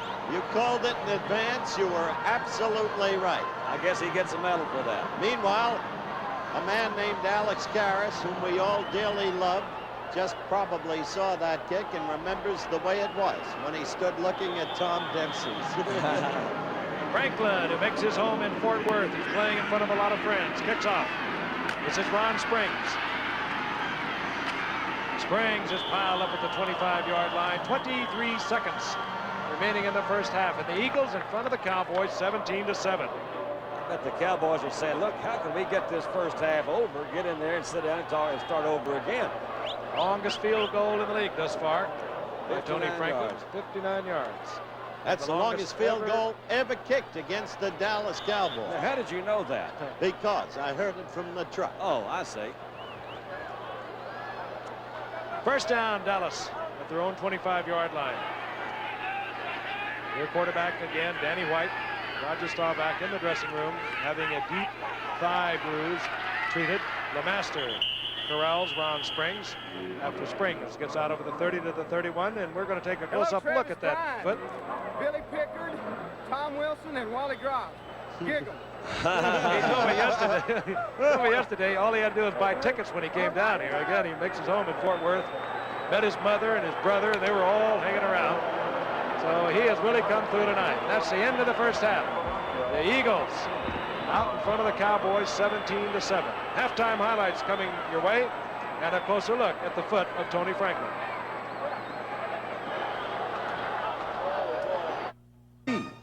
We're back live at Texas Stadium. Halftime score, Eagles 17, Cowboys 7. Here's the way the scoring went. Very quickly into the game. Third play, 48-yard touchdown pass. Staubach to Tony Hill. Septian converted, 7-0. Then Carmichael, a 32-yard pass from Jaworski. Franklin's conversion, 7-7. And then with Johnny Walton in. Touchdown pass, 29 yards to Charlie Smith. Franklin converted 14-7. That late in the second quarter. And then in the waning seconds, a 59-yard field goal by Tony Franklin of the Eagles, 17-7. So that's the way the scoring went. Halftime, Philadelphia 17, Dallas 7. The teams have not taken the field once again. Tony Franklin, big night. 26 seconds remaining in the first half, and let's look at the second longest field goal ever kicked in the NFL. Longest, of course, 63 yards by Tom Dempsey. This is 59 yards. Tony Franklin, the barefooted one. And a year ago, our ABC cameras pursued Tony Franklin in his collegiate days at A&M. And here is a look at the talented Tony Franklin. Well, Tony, everyone doesn't kick barefoot. When did you start all of this? Well, Frank, I started when I was a sophomore in high school, and I started kicking one day in practice about 35 yards with a shoe on, and took my shoe off and started kicking the ball about 45, 50 yards, and that was a start, and I've been kicking barefooted ever since. Tony, where exactly do you hit the ball with your foot? Well, I hit the ball with the top of my foot. Most soccer-style kickers hit the ball with their instep, but whenever I hit the ball in instep, I have a tendency to spin the ball and spiral it like a quarterback throws a pass. Basically, it's the top part, the instep part of my foot, which is just a little bit, about 2 inches behind the big knuckle on the big toe. Is that part of your foot calloused? No, sir, it's not calloused, and it never has been, and I don't use any kind of baby lotion or anything on it. I just try and keep it clean, and never had a callus yet. Okay, let's consider Green Bay, the middle of December, 10 degrees. Could you still kick barefoot? Oh, sure. People have asked me that question 100 times, and I've came back with the same answer. I'll keep my shoe and sock on until it's time to kick, and keep it in front of a heater, wrapped in a blanket, and keeping it as warm as possible. Exclusive footage by Robert Rieger a year ago with Tony Franklin when he was at Texas A&M. He has kicked a 59-yard field goal tonight at halftime. The score, Philadelphia 17, Dallas 7. And ABC's NFL Monday Night Football is being brought to you by Datsun, who invites you to test drive the all-new 200 SX Sport Coupe. It'll drive you like you've never been driven. At your Datsun dealer now. We'll be ready for the second half kickoff after a word from our local stations.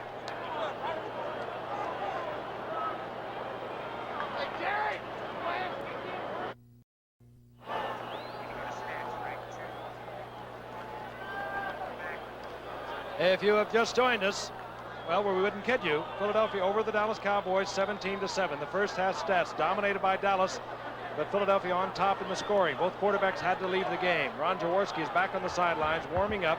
He has a sprained left wrist. He may see action again. The Cowboys set to kick off to the Philadelphia Eagles, who have not turned the football over thus far tonight. It's Raphael Seption, Louis Jamona, a nephew of his head coach Dick Vermeil, takes the football at the 11-yard line. Jamona has an open field. And Jamona, good field position for the Eagles as he sprawls over the 40 to the 42-yard line. Raphael Sepien has to make a tackle. You know they got troubles on that kicking team. I got to tell you, this little kid right here, the nephew of Dick Vermeil, Lou Jamona, he doesn't have all the talent in the world, but he's got all the guts and spirit in the world. He used to be with the Jets. He's like another kid, Lou Picone, who used to be with the Jets, now with the Bills. Kids like that who get more than they've got to give. They're what makes sports great. Jaworski is at quarterback for the Eagles. That's really good to see. I was afraid he was really hurt. Montgomery shows his style and class as he rips off a 6-yard pickup. It'll be 2nd down and 4. Randy White defensively for the Cowboys on the stop is Jaworski, Wilbert Montgomery, and Leroy Harris, wide receivers. Charlie Smith, the spectacular receptions in the first half. One wide receiver. Harold Carmichael, the talented, tall wide receiver, will be on the other side, splitting out of the left on 2nd and 4. Keith Cruffley is the tight end, number 84. The ball at the 47-yard line of the Eagles. Leroy Harris gets the call, lurches forward, close to a first down inside Dallas territory at the 49-yard line. Randy White again on the stop. We haven't seen much of Harris tonight, Don, but you remember well how he can bust it for you. Short yardage situations. He's coming out limping right now, Howard. Yep. I think that first half was such an unusual one. They didn't really have any established drives so much on either side. They were quick hits for Dallas. You see right there how much they lacked for a first down. The third just a little bit. But the first two things that you see in this second half is that Philadelphia came out, instead of that pass on the front down, they ran on the first down. So 2 runs, they almost picked up for the 10 yards. Third and short, you saw how much. Harris is out. Larry Barnes is in, number 38. Montgomery is out. Billy Campfield is in, number 37.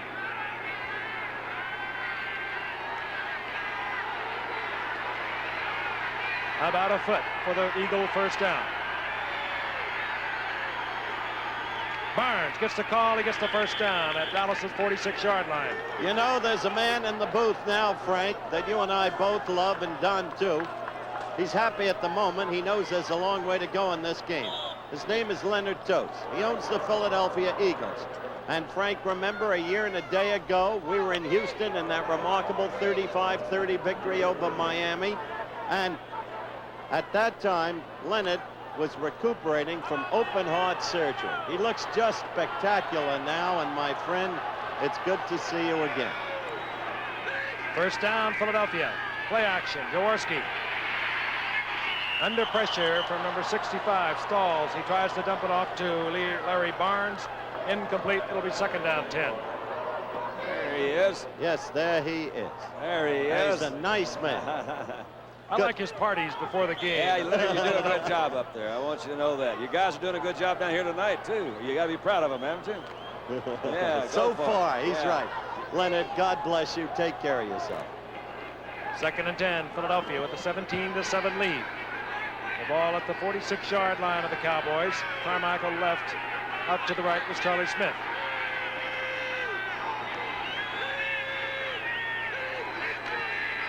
Jaworski to the air for Smith. Did he stay in bounds? No, incomplete. A great grab by Charlie Smith. That's what a good throw, too. I tell you, that Smith is showing us something tonight, Mr. Meredith. Looks a lot like Gifford used to when he run that pattern, but this one is right down the middle. It's a very hard pass to cover and a very difficult pass to throw. Trying to hit right in between the two defensive players. So you see Barnes right behind him, and before Hughes can come over, there's a hole there. You know how Frank used to catch them? One-handed, staying perilously inbound. Inbound, right. There you go. Oh, yes. They are so much better. They are so much faster. They are so much bigger. It's comfortable up here. Third and 10. Smith left, Carmichael right. Defensively for Dallas, 5 defensive setbacks. Jaworski looking for Campfield, incomplete. Fourth down, Philadelphia. Well, they got off to a good little start there. Yeah, they came out fired up, but the key is Dallas stopped them. And as Leonard Tost said to you, so far, he's well aware. He knows that there are 4 quarters, doesn't he? Mm-hmm. The punter is on. We thought we might see a 63-yard attempt by Tony Franklin. We do not. Runniger will punt, angling for the sidelines. Let it go! And just into the end zone. Hustling down there for Philadelphia was Jerry Robinson, just a little late. Dallas will have the football following the touchback at their 20-yard line, their first possession of the second half. Roger Staubach is back. He's back in. Meanwhile, November 30th, don't miss it. Leonard against Benitez. Antifermo against Hagler. Middleweight crown at stake. Hagler, brilliant fighter from Boston. From the Superdome in New Orleans, Galindez against Marvin Johnson. What a night of boxing, November 30th. Not a bad night of football. Dallas with the first and 10 at their 20. Dupree in motion, the handoff, Robert Newhouse. Piled up at the line of scrimmage. Carl Hurst in there first defensively, along with Reggie Wilkes, number 51. Dallas, of course, has brought Staubach. He went to the dressing room to have a deep thigh bruise looked at. He's back in the game. His wide receivers, of course, Drew Pearson, 88, Tony Hill, number 80. They're alternating the setbacks. Robert Newhouse, Scott Laidlaw bringing the plays in from the sidelines, and Tony Dorsett, who has carried the ball 9 times tonight for 47 yards, the other setback. Second and 10.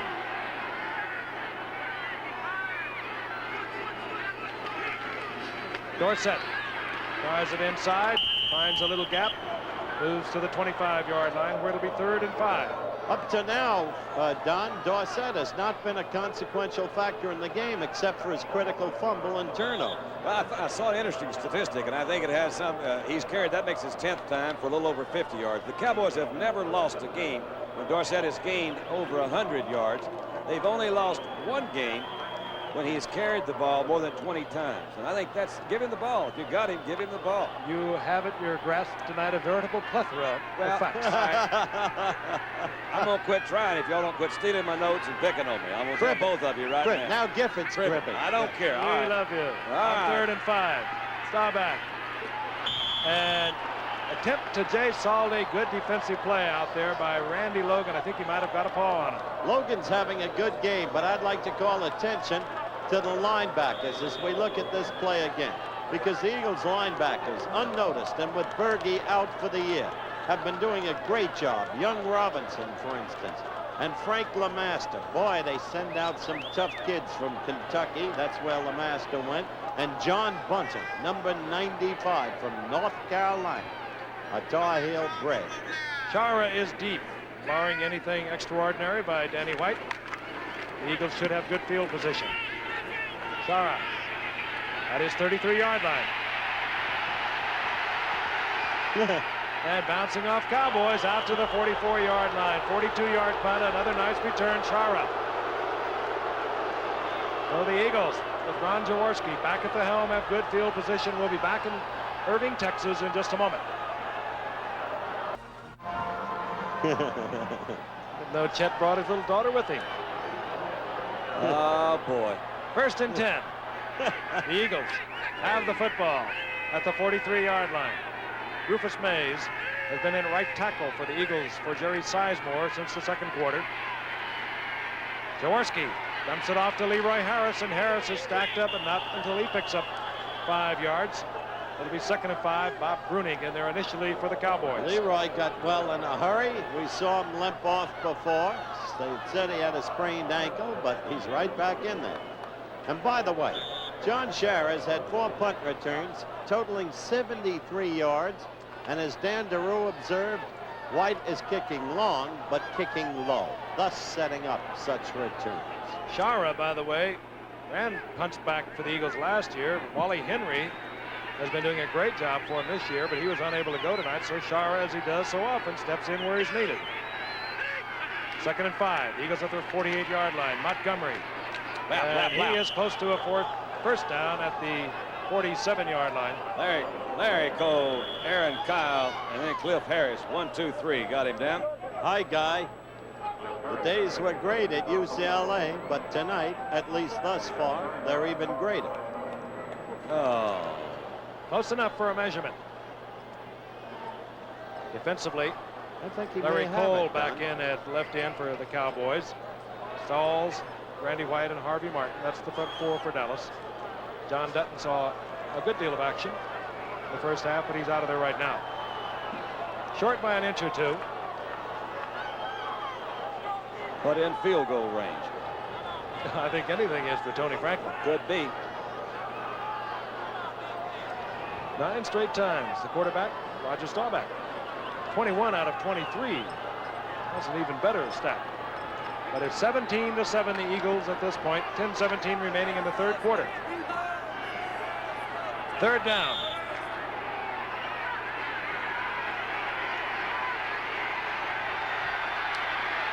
Harris 20, Barnes 38. Setbacks. This is Harris.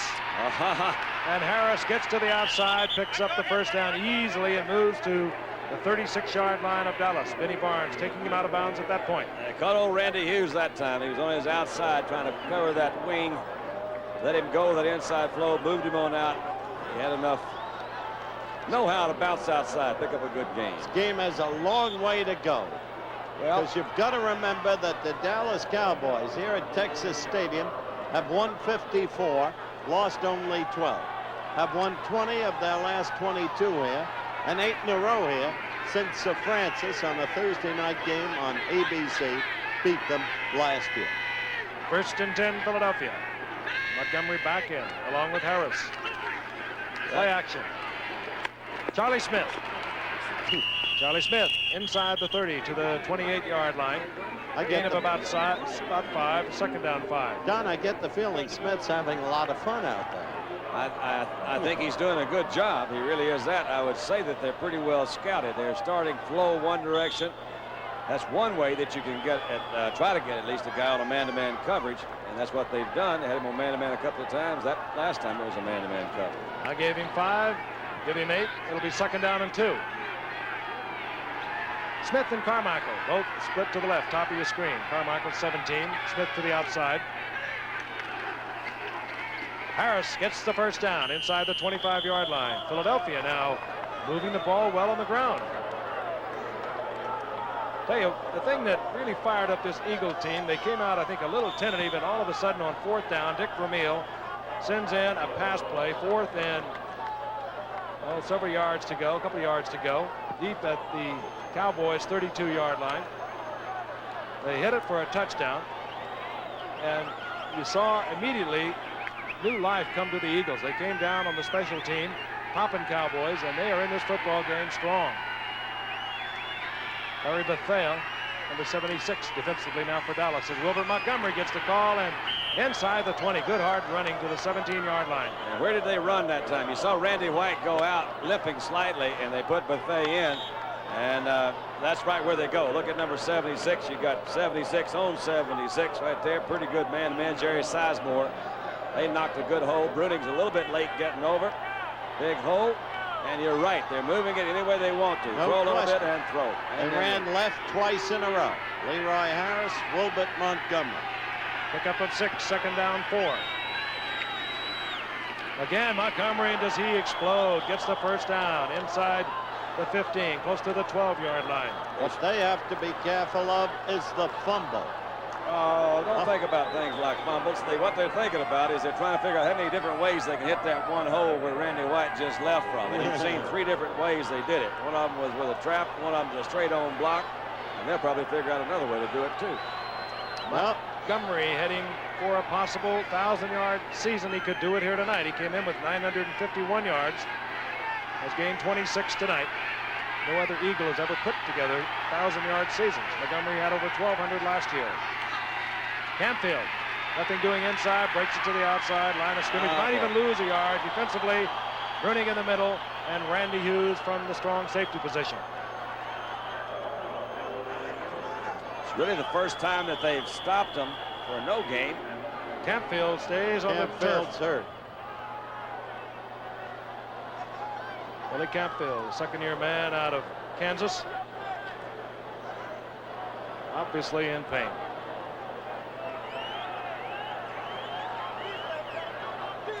Campfield, good backup man for Harris. Barnes, Montgomery comes in on passing situations for the Eagles. Good receiver. Came up a year ago. No one thought he was going to make this football team. He was an 11th round draft pick. He just decided he'd make it, and he did. You got a guy like Bruning in the middle, and it's a very key position. We've talked about it almost every time that we have covered a Dallas game. It is such a key to this overall coordinated defense. He leads the team in tackles, a little bit over 100 coming into this game. It's going to be a key tonight whether he can stop him on the goal line, and we're going to be right back in just a minute. Billy Campfield being assisted from the field. They were working on the left leg, either the ankle or the knee. 7:08 remaining in the third quarter. The Eagles have the football. They have a second down and 10. The ball at the 13-yard line of the Dallas Cowboys, and they have a 17-7 lead. Louis Jamona is in. Wilbert Montgomery is out. Leroy Harris is in. Those are your setbacks. Montgomery, we are told, has muscle cramps, and he has left the game. Leroy Harris, single setback. Jamona, of course, wears 33. Top of your screen, to your left.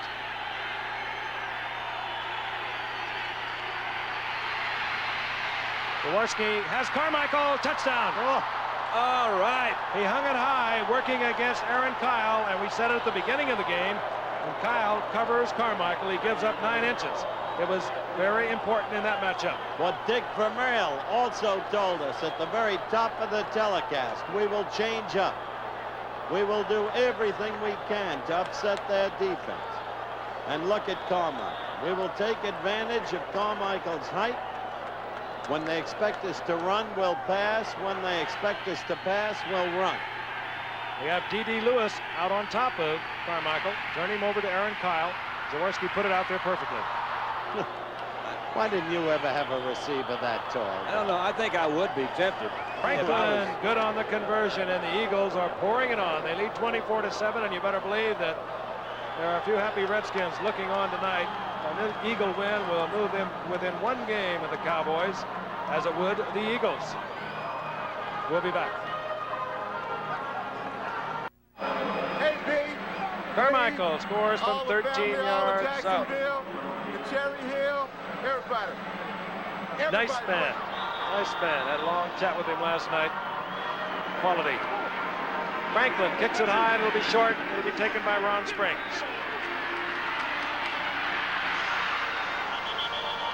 And Richard Blackmore defensively. We've been told that both Campfield and Wilbert Montgomery have muscle cramps in their legs. Both can come back. We are really happy to hear that about Campfield. It looked as if it might be more serious than that, but apparently not. There's the score. You just saw it in Washington.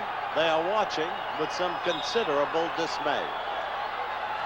There are Campfield and Montgomery both being worked. Could not be the temperature. It's supposed to go to the low 30s tonight here in Dallas. 1st and 10, the Cowboys. Their work cut out for them. Down 24-7.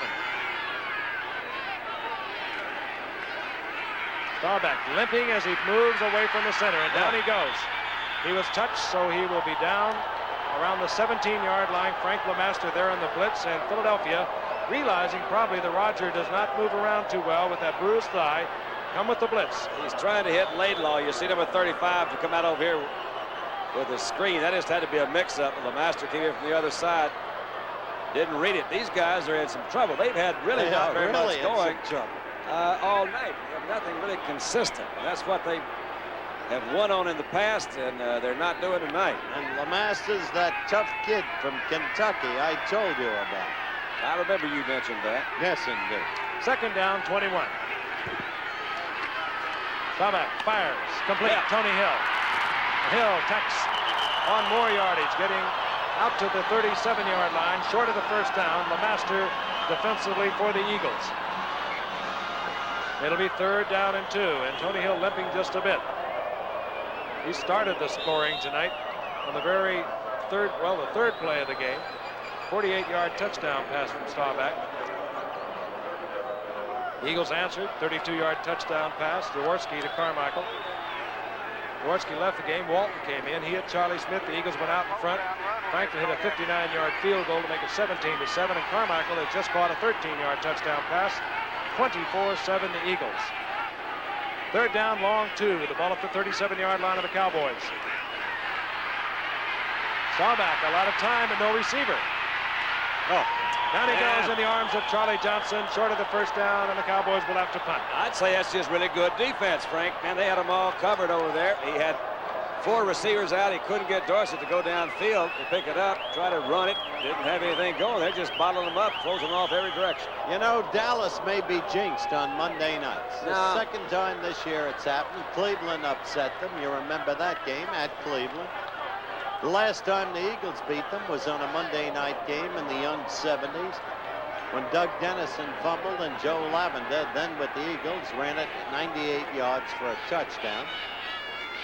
Shara having a big night, returning the punts of Danny White. He'll have time again. And he's done that bounces same move off Benny Barnes before he goes down up around the 34-yard line. I'll tell you, when you can avoid Benny Barnes, he has made believers out of a lot of return men over the years. He just went right under him. Well, Benny's been down there most every time and has not tackled him yet. That's right. That's exactly right. He's getting in position. But you see Benny get back up, and at least says, I'm going to get in on it right now. Okay, 1st and 10 for the Eagles. Their job now, work on the old ticker. 5:06 remaining in the 3rd quarter. Keep possession. They've been able to run the ball, something I don't think they felt they could do when they came into the game. They've run it well in the 3rd quarter. Leroy Harris back in the game, as you can see, number 20. Jaworski hangs it up. Taken there by Aaron Kyle in a battle with Charlie Smith, out of bounds.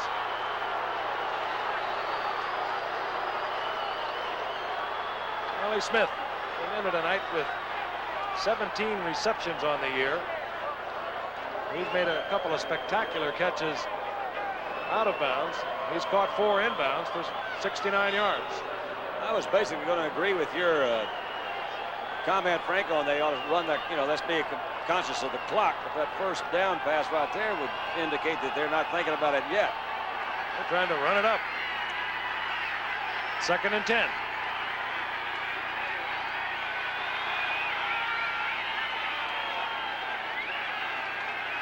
The toss, Wilbert Montgomery.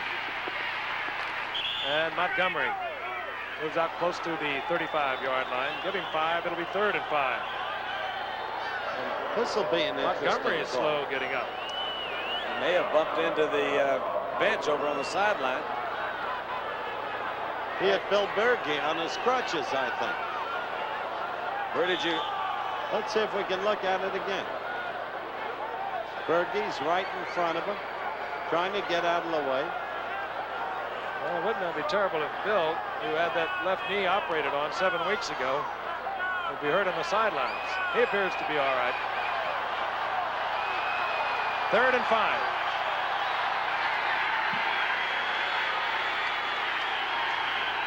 Prepley split wide to the right for tight end. Both wide receivers out left.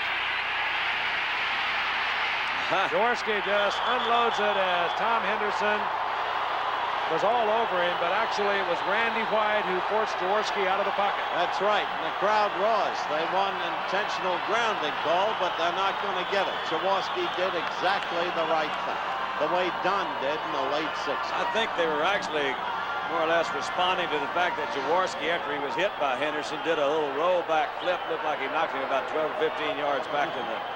Steve Wilson, who had a costly fumble of a punt late in the first half.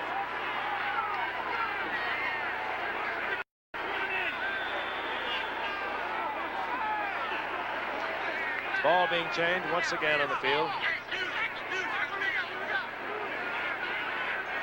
Max Runniger, rookie from South Carolina, who's punted so well tonight. This time it's end over end. And it takes a bit of a Dallas bounce and moves out of bounds at the 33-yard line.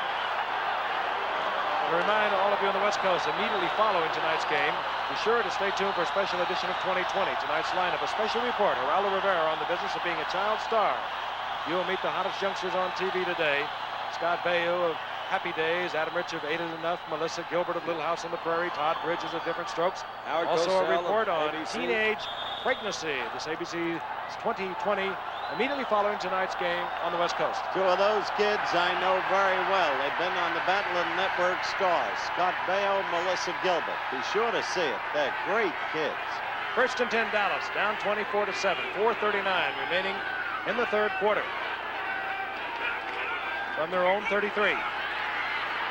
Staubach again with time, but no receiver. Finds Tony Hill. And Tony Hill, who started the scoring tonight, gets to the 31-yard line of the Eagles. So the Cowboys still live, and we've got a long way to go. And the beauty to Tony Hill, as you look at this again, the action begins when he catches the football. No, he doesn't have the strength of a Russ Francis or an Otis Taylor, but he has a way, doesn't he, Don? Well, let's see if we can go this. What this really happened is that they had good defensive coverage everywhere. Give Roger and Tony a lot of credit for adjusting, but you don't really win because you're not throwing on a consistency with that kind of play. That's a good scramble. They've got to get something they can do regularly. And Ron Springs looking like he wants to pass. He does. Tony Hill is there. Oh, incomplete. He threw it behind him. It was a pass that Tony might have caught. He didn't. Well, they're pulling out all the stops. They've got a flea flicker they haven't used yet. But you can see again from the I formation, a little quick flip. Again, you've got pretty good containment by Reggie Wilkes, who didn't allow that play to set up to be much of a run. Tony Hill is limping off. Looks like he was hurt a little bit from that pile up in the end zone. Let's see if we can pick it up. He's making it look like run with that little move, like he might be blocking the safety. Turns on the speed. Springs put it on the opposite side. Tony Hill couldn't grab it. Second down 10. One has to hope Tony will be back quickly. They can't do without him. Butch Johnson is in. Hill is out. Johnson, number 86. Missed several weeks because of a broken finger at the beginning of the season, but this is Tony Dorsett. Good defensive play. Charlie Johnson, who had to leave the game with a pinched nerve in the second quarter. He's back in there in a force tonight. Tony Hill immediately back in for Butch Johnson. Just as you said. And I was perhaps unfair to Butch. Yeah. He may have made a key mistake with a brilliant touchdown catch in the Super Bowl against Denver. He's been used sparingly since. I see. I noticed that Layfield Wright's at the right tackle spot over there, Frank. Give me some help over here, will you? He's been there most of the game. Replacing Jim Cooper. Third down and 9. Staubach out of the shotgun. Fires. Incomplete. Taken out of bounds by Tony Hill. It'll be fourth down. A little discussion of the official's ancestry over there. Well, let's hope it didn't get that severe, but I saw Mike Ditka come up, and Ditka cost him one penalty, and he threw the ball back under the field one time and hit one of the players up in Pittsburgh. He got very close to doing the same thing again. What they're doing is losing a little bit of composure, which I don't think is characteristic of this team. They're going to come in and let Raphael Septien try his luck. He is 15 of 21, Raphael Septien. He has a couple of 51-yarders. He can hit for distance. Become a little more consistent in the past few weeks. This will be a 47-yard attempt. The holder, Danny White, a quarterback that is always concerned for the defense. Short. It needs legs and distance and straightness. The Philadelphia Eagles will have the football at the 29-yard line. You know, Tom really has been involved in fellowship of Christian athletes for so many years, and he wanted us to know tonight that is the 25th anniversary of the founding of that fellowship. Tom, of course, deeply involved, as so many players around the NFL are, in that fellowship. That's why I plugged his book before by Bob St. John, Landry and the Man Inside. They view him as a stoic. He is anything but. He's a man of warmth, sensitivity, and philosophy. First and 10 Eagles. Wilbur Montgomery finds an opening, and look at him go. When he gets running room, he can really accelerate. Tom Landry says that Wilbur Montgomery is about as strong a runner as there is in the league, with the possible exception of Walter Payton. Look at this acceleration. All right, you'll see number 78, Dutton, closed a little bit slow. Flex defense is basically a gap defense. You got to have the defensive linemen in the gaps. The linebackers plug up the ones that the defensive line doesn't. I'll tell you, that was a fine tackle by Cliff Harris, as Wilbert Montgomery has just gone over 1,000 yards for the season. Second and 10, the ball at the 49-yard line of the Eagles. Montgomery. He gets 3-4 yards, moving into Dallas territory at the 47. This is an alive ball club, Mr. Meredith. I noticed that. Oh, are they hot? That young fellow right there just went over 1,000 yards on that last run that you saw. And there is probably a chagrined Roger Staubach, who's having a very difficult evening. Bruised a thigh, affected his throwing, as Don told you. Yet the statistics are still good. I mentioned that it affected his throwing on 2 passes before they took him out, and he's hit 7 out of 11 for 1 touchdown. It's got to be a lot of other areas besides where Staubach is that's gone wrong. He's doing all right. Okay. Second down, 7. Montgomery breaking a tackle and slithering inside the 45 to the 44-yard line. Short of the first down, it'll be third and about 2. You know, in the great years, Steve Van Buren did not even put together 2,000-yard seasons. It's interesting to note that Montgomery has gone over 1,000. In this, his 11th game, Van Buren, of course, played his seasons in 12-game seasons. How many times has Franco Harris done it, though? Is he 5 times, isn't he? Pittsburgh Steelers are in a world of their own. The mighty Steelers. Third down, a long 2. The ball inside the 44-yard line of the Cowboys. Jaworski changing it up as we were told they would do, and they're doing it nicely. As you watch this game unfold, and this is not for the sake of holding viewers, the Eagles are dominating, and I got to tell you, Dick Vermeil is a brilliant coach. He really is. Deserves all the credit in the world. How many years have we known him, Frank? From UCLA, the Rams, and now here. Yeah, he puts his heart and his soul into it. He never watches Monday Night Football, by the way, Howard. He's working, he said. That's right. He works too long and too hard if he has a fault. I told him to get a recorder. First and 10. The Eagles have the ball. Smith getting the first down. This is Montgomery. Dave stalls in on the stop. Montgomery gets a yard and a half. It'll be second down and 9. We're in the third quarter. Frank Gifford along with Howard Cosell, Don Meredith. Seconds ticking away inside 2 minutes remaining in the third quarter. Dallas opened on top. But frankly, they bang, bang, 2 successful running plays. Third play of the game, Staubach went back, hit Tony Hill, 48 yards, touchdown. The Eagles have hung in there gamely, battled back, and now they have taken control of this game here in the third quarter. Jamona set back now for the Eagles as Jaworski goes on top. Once Carmichael overthrows in the end zone. Good defensive play, Aaron Kyle. And all night long, Jaworski and the Eagles have tried to get the 6-foot 8-inch Carmichael against a 5'11", number 25, Aaron Kyle. Look at that. Look at the way the whole flow of the Eagles' offense has changed. Minus a yard in the first quarter. Only 11 in the second quarter. Now in the third quarter, with 1:15 left, 70 yards on the ground. That shows you what Frank just, how they've taken control of this game. Leroy Harris is out. Louis Jamona in there, number 33, a setback for the Eagles, third down 9.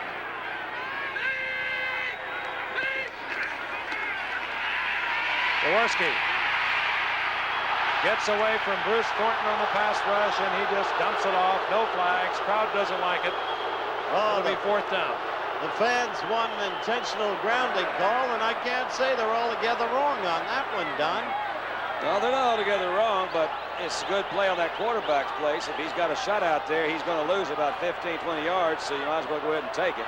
And it brings out Tony Franklin. Exactly right, Don. They could have moved Franklin much deeper. It's going to be a 52-yard attempt. He's hit from 59. You were with us. For second him, longest ever in the NFL. It's a chippy shot for him. May have hooked it. Hooked it. All right, we've talked about Dick Vermeil. Now, he's been accused of working too long, too hard. We asked him about it.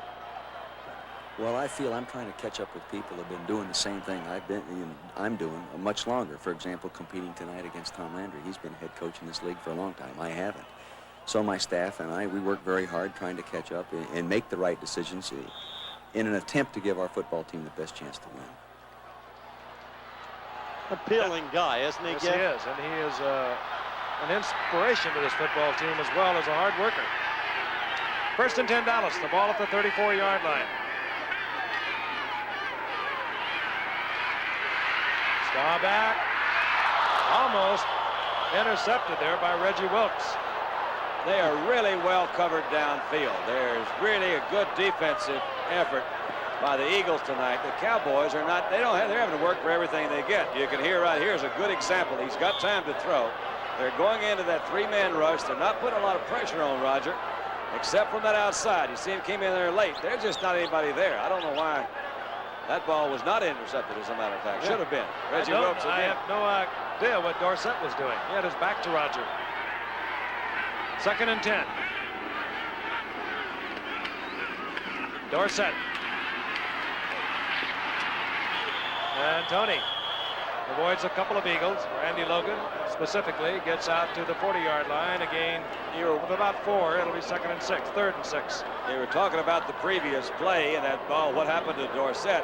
You sometimes don't know. One of the things that you always try to encourage is you try to get everybody involved in the play. That could have been just an idiosyncrasy, as they say, but he was covering up those elbows and getting out into that line of scrimmage. I mean, out that pass pattern. We've got to get everybody moving. We've got an Eagle that's slightly injured on the other side over there. I can't see Carl that. Hairston shaken up. He's standing. It's been a very physical game tonight, as it figured to be. Bigfoot. Dallas with an 8-2 record. Still Washington the one. 7-4 with a win yesterday over St. Louis. Philadelphia can pull abreast of the Redskins in the Eastern Division of the NFC. They would both be one game behind the Cowboys should the Eagles prevail tonight. Let's see. Remember when Clarksville used to be? No, that's not true, as a matter of fact. What happened? What was the score in the inter-rivalry? The Clarksville Tigers are down there close to Mount Vernon, of course, but we actually thought they were the next thing to a bye, as well as I remember. I'm not sure. I'll call Jeff and Hazel. Jeff and Hazel are here in town, by the way. They're going back to California right tomorrow. It's going to be fun. Hairston comes out. In his place is Ken Clark. When I think of the son they could have had. They did. That was Billy Jack. Third down, 5 for Dallas. 27 seconds remain in the third quarter, and the clock has been started. Out of the shotgun. Staubach. Drew Pearson. He does not hold on. Defensively was Herman Edwards of the Eagles. Fourth down. Now, maybe I'm just seeing this thing, but I'm seeing what I call really good defensive coverage. That was beautiful coverage there. I haven't really seen anybody run just wide open down there. The first touchdown, their only touchdown, was a kind of little bit of trickery, and they caught Tony Hill about a couple of yards deep, but outside of that, nobody has really been that wide open. Here's Danny White working a little more than usual. John Schwara working quite a bit more than usual. He has not been back there much this year. That would have been Wally Henry, but he's hurt, so Schwara is coming up big plays tonight for the Eagles. And he does it again. A flag is down, however. Now that's going to be tough right there. Schwara all the way down to the 36-yard line of Dallas, but a flag is down. Danny White had to take Schwara out of bounds. They'll probably bring it back. They will bring it back, but I don't understand how he split that whole horde of Dallas tacklers. Well, I really do think that it has something to do with the height of the ball. I mean, we're kind of picking on things here, but what really Schwara is having a chance to do is to feel the ball before they get right there on him. And if he gets that kind of move, the other guys are running full blast down there for him, so it doesn't take a big fake. And he's got that quickness and bursts right through the middle. Tremendous fake for Dallas right there to get that one called back. Really was. Personal foul, clipping, number 38 on the run back. First down. Larry Barnes clipping, you'll see it, number 38 on the right side of your screen. The thing about it, Frank, this clip really didn't spring him. You know, No, it didn't. Right. Well, I guess maybe it could have. Yeah, it could have helped a little bit. Not have sprung him, but it gave him quite a lift. Yeah. Philadelphia has the football. They're back close to their 12-yard line. Should be the final play of the third quarter. As Leroy Harris gets the call and gets out over the 15. And there it is. You're watching another exclusive of ABC Sports. That's the end of the third quarter. Philadelphia 24, Dallas 7. We'll be back with the fourth quarter in a moment.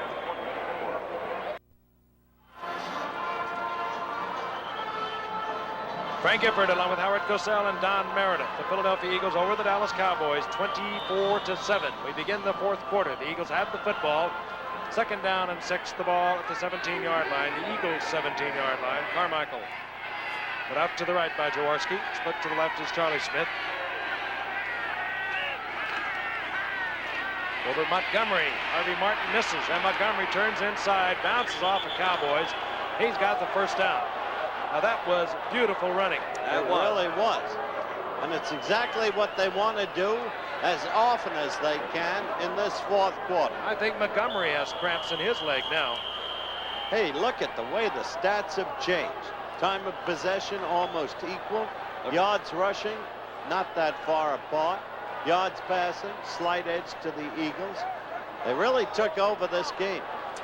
I don't know what could be causing this. It has been Eagles' problems, if indeed it is cramped muscles. It looks like that. Montgomery again. There's Harvey Martin missing. D.D. misses. Tell you what. Montgomery cuts back, gets the first down. Beautiful running. We'll be back in a moment. A bit of alliteration, but it appears the tartan turf is taking its toll. Montgomery appears to be having been treated for cramps in the left leg. And while he's being treated, I'd like to tell a little story, a tender one, I think a meaningful one. Jim Murray is the general manager of the Philadelphia Eagles. He has a son, a newborn, named John Paul. And when Pope John Paul was here in the States, you'll remember he went, among other places, to Philadelphia. And at Logan Circle in Philadelphia, the Pope went through the crowd to celebrate Mass. The physical odds, Jim Murray said, are 1,000,000 to 1 that he picks my son out. Father John Murray, no relation, was holding the chop. There it is. I had a blue shirt on, printed with John Paul's name on the front and the name Murray on the back. I also had a sign that read, I too am called John Paul, named in your honor for his glory. And the pontiff touched his son. Murray says he collapsed in tears. And the story now in Philadelphia is legend, as perhaps it should be. It was, as I said, a tender, sensitive, touching moment. Yes, indeed. 1st and 10. Montgomery came off the field under his own power, and he is still being administered treatment on the sidelines. It appears to be cramps. We'll wait to get further delineation of that injury. Here comes Louis Jamono. He's stacked up as he moves for a yard. It'll be 2nd down and 9. Good shot that time of Randy Hughes from the strong safety, playing up fairly close to the line. I think Randy may have even been shaken up a little bit on that play. But taking his keys, reading that play coming right toward him from a strong safety position, it's a good example of how the Dallas defense tries to get everybody into that play. And he was in essence playing an outside linebacker's position, and it's responsible for that 2-yard gain as anybody. Carmichael goes right. Out to the left is Charlie Smith. 2nd down. Long 8 for Jaworski. Goes to Jamona, and a flag goes down. Jamona goes down, hit by Aaron Kyle out around the 27-yard line. A couple of flags are down out there. And that reminds me of the fact that on December the 11th, they're going to have Ralph Neely Day out in Farmington, New Mexico. You and I will be there. That's a nice spot. Oh, Ralph and Farmington out there. Ralph's done a good job here for the Cowboys for a number of years. They're going to have Ralph Neely Day out in Farmington, New Mexico on December the 11th. You know what I love about Ralph? What? His beginnings in pro football, when he was signed by Number both 69 leagues. offense holding. Woody Peoples, you'll see it, right side, 69, holding. Well, he's working on Dave Stalls there. And Stalls is the guy kind of moved in that position and took over. They didn't know whether he'd make it or not. Boy, he's got him, too. He's got him by the face mask and everything else, hasn't he? You're going to hold, you may as well do it right. I really believe that. I mean, you don't do it just halfway. 2nd down, 18.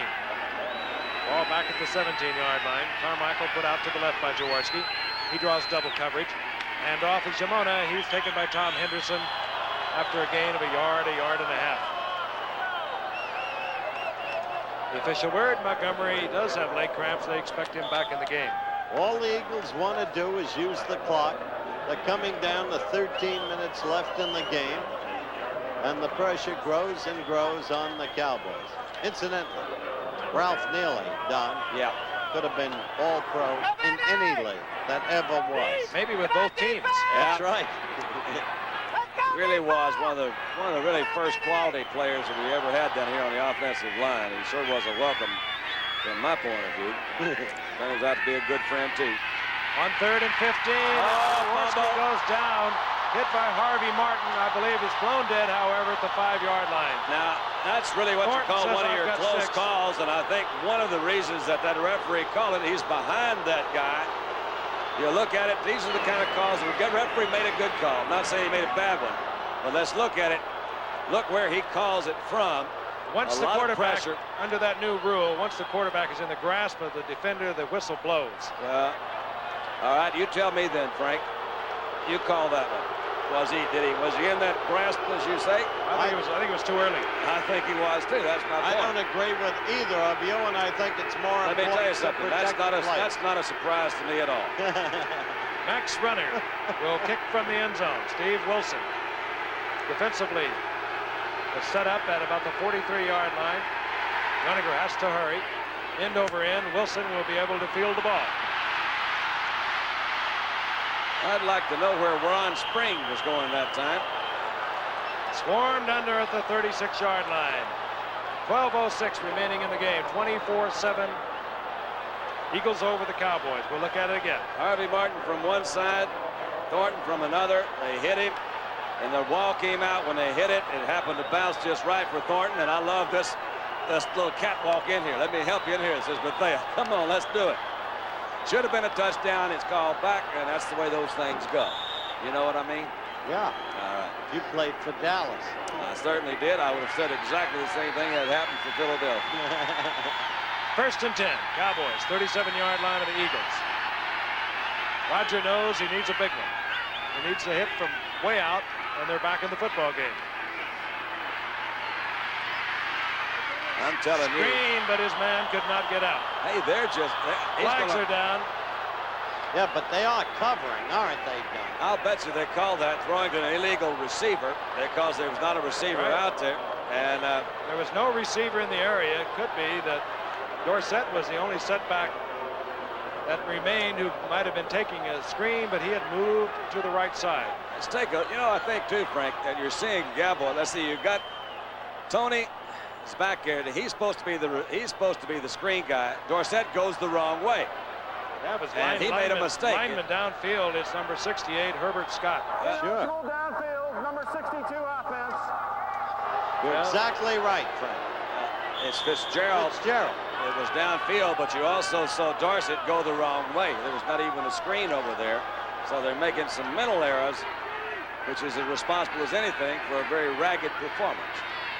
1st and 20. The ball at the 47-yard line of the Eagles.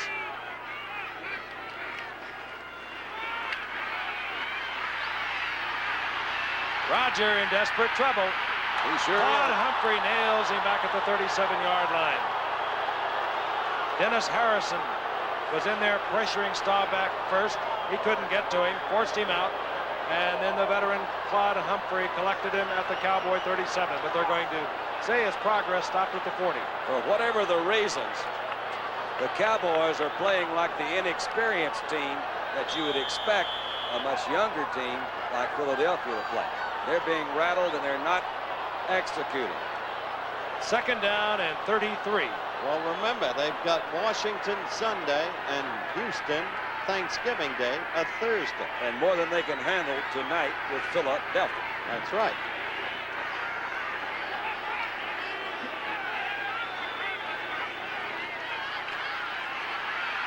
Staubach looking for Pearson, incomplete. First He bounce. dropped it. Little bounce. Pearson bounce. is not going to complain about it. 3rd down, 33. Did we ever get a full report on what happened to Roger? Was it just a bruised thigh? Was That's there all anything? we got. There was nothing else that we got on it. That's all that we were told. Well, He left the field in the 2nd quarter, went in, was treated, came back, and took over the helm once again here in the 2nd half. That was a great try, by the way, by Pierce. A great try. 3rd and 33. From the shotgun. Screen to Dorsett. oh, man. And he gets back to the original line of scrimmage, short of the 1st down. It'll be 4th down, but beautiful running by Tony Dorsett.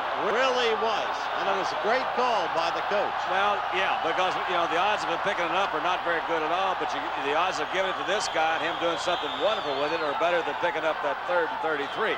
I would imagine that the Dallas Cowboys are in a position they can't afford to do anything but go for it now, and now they're in a 4th down and 10 situation. They will go for it. 4th and 10. The ball at the 37-yard line of the Eagles. San Diego made a 4th and 18 work in their miracle victory over Cincinnati. Maybe Dallas can do it here.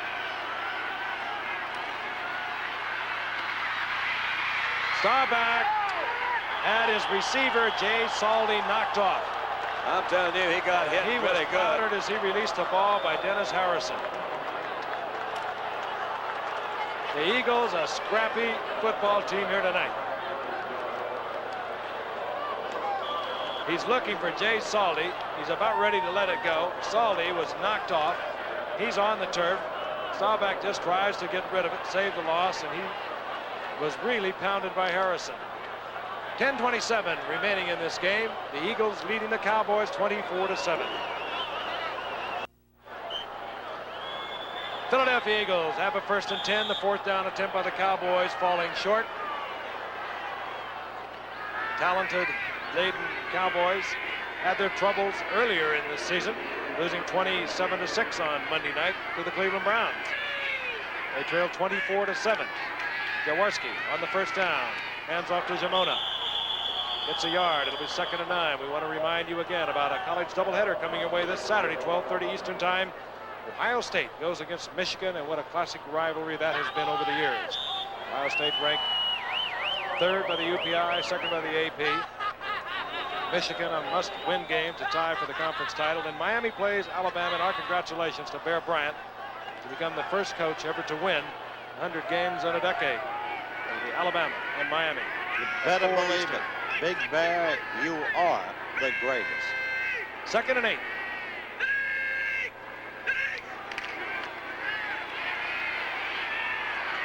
Jaworski, Krefli, complete 1st down Eagles.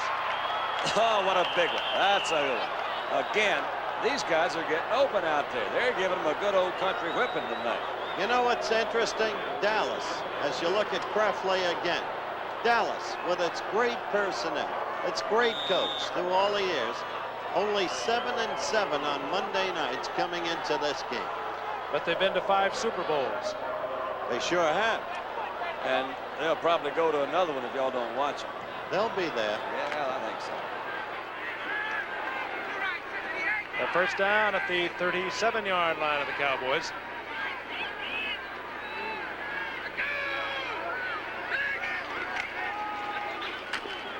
And off goes to Jamona, and Jamona powers for about 5 yards. Jamona only goes 180 pounds, and he's out there with some pretty big dudes. He's one of the scrappiest little kids I've ever seen in the game. I really mean it. And he's not there because he's Vermeil's nephew. No, that is certainly true. He just pointed that out earlier. Came up with the Jets as an 8th round pick in '76. Had a good year returning. Missed all of '77 with a knee injury. They let him go in '78. The Eagles picked him up mid-season last year. And like Shara, he fills in when he's needed. 2nd and 6. Ball at the 33-yard line. Charlie Smith put out to the left by the Eagles. Jaworski doesn't like it, looks it over, calls timeout, moves over to have a little chit-chat with head coach Dick Vermeil. 8:07 remaining in the game. Eagles over the Cowboys 24-7.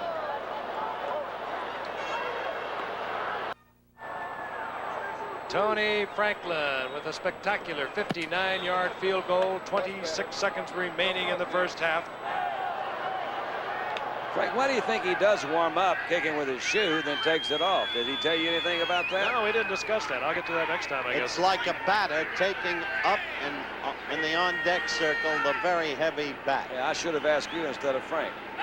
2nd and 6. Quick toss, Montgomery. And Montgomery, who has gone over 1,000 yards for the season tonight, picks up about 4, short of the 1st down by maybe a yard. It'll be 3rd down. Bob Bruni defensively for Dallas. Seconds ticking away. Dallas next Sunday in Washington. Then Houston, Thanksgiving. Then they have the Giants here. Then they travel to Philadelphia, and they finally wind up their season playing Washington, the final day of the season right here. Behind closed doors. That's it. Philadelphia next Sunday. St. Louis is in Philadelphia, Veterans Stadium. They also have Green Bay, Detroit, Dallas, of course, again, and Houston. Larry Barnes, right side, big pile up. Could be short. If they don't make it, I know a good play they can call on 4th and short. It's called Carmichael touchdown. That's it. So the Eagles initiated their scoring tonight on a 4th and short. They He went for it. Faked the run, hit Carmichael, 32-yard touchdown. And you can see how short the Eagles are, less than a yard. I don't envy them Thanksgiving Day, trying to stop that Earl Campbell. No, Did you see that hit Tatum put on Campbell, and he still went into the end zone? Oh, I missed it, but I did hear about it. I read about it. Or whatever it was. Unbelievable. Chip shot to Tony Franklin. He's hooked 3. How many has he missed? He's missed 3, hit 1, didn't he? Oh, he's been trying it from out of the other side of the county, though. 45-yard attempt. He corrected the hook. Yes, he sliced it. Yeah, just turn your right hand over a little, Tony. He's beginning to look. There's the graphic that shows you the longest NFL field goals. But he's beginning to look like Meredith's golf game. No, sir. My golf game is straight down the middle. Dallas has the ball. They'll have 1st and 10, line of scrimmage. That being 6 remaining in the game.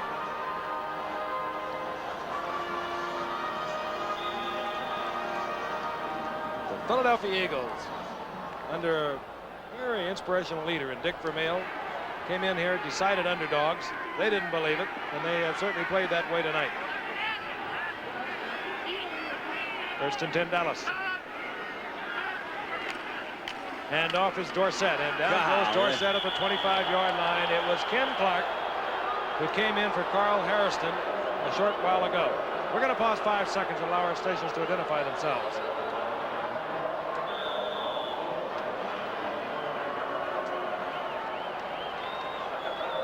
Here in Irving, it has been an all-Eagle football game here in the second half. Ah, gosh, look at that. 1 first down in the second half.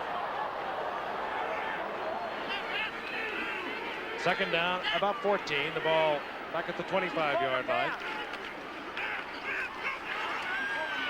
Staubach puts one up in the direction of Tony Hill. This should be 6. Tony Hill's second touchdown of the night. How do you like that? 9th of the season. And it comes from 75 yards out. Don't go away. That's why the Cowboys, so explosive, can excite you at any stage of the game. Look at that. Bernard Wilson was trying to stay with Tony Hill. He wasn't close. That was not a Hail Mary pass. No, that was out there. The excellence of the quarterback, the excellence of the receiver. It's the second time tonight that I've seen really a receiver wide open. And again, both times it was Tony Hill. And they just haul off and throw that one as far as you can, and Hill happened to be down there. Once he gets the ball, the action begins. Tony Hill's longest reception ever. How'd you know that? There will be longer. It's right up here. No, it is not. And from the Raphael top. Septien. Tony Hill, 6 receptions on the night, 193 yards. He scored 9 TDs on the season. 2 tonight. Don't go away.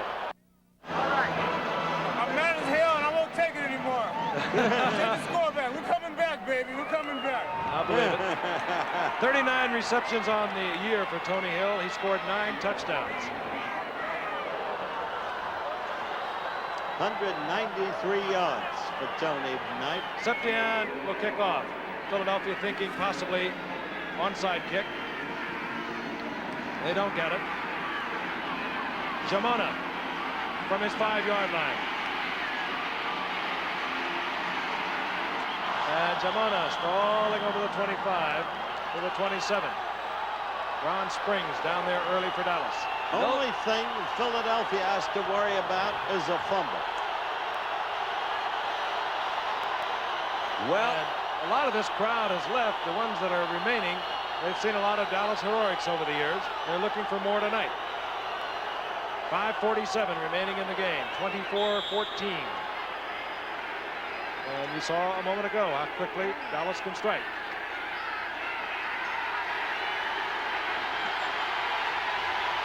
Montgomery back in with Harris, the setbacks for Philadelphia.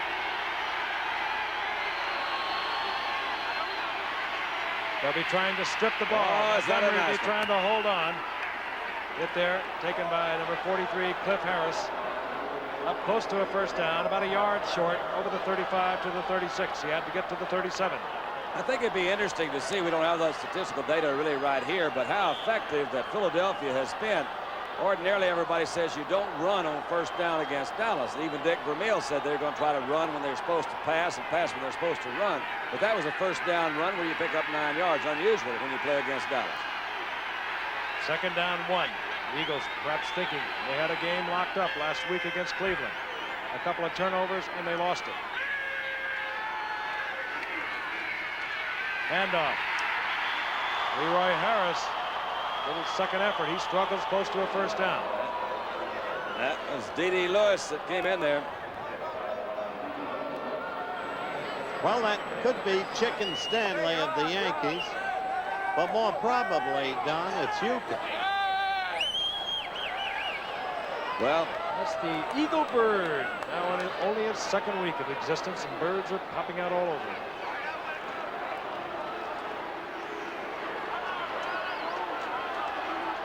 Harris gets the first down for Philadelphia. A ball at the 37. 4:50 and the clock is ticking away on Dallas. Jaworski picking up his signals from the sidelines. Tom Landry heading for a 12th consecutive winning season with Dallas.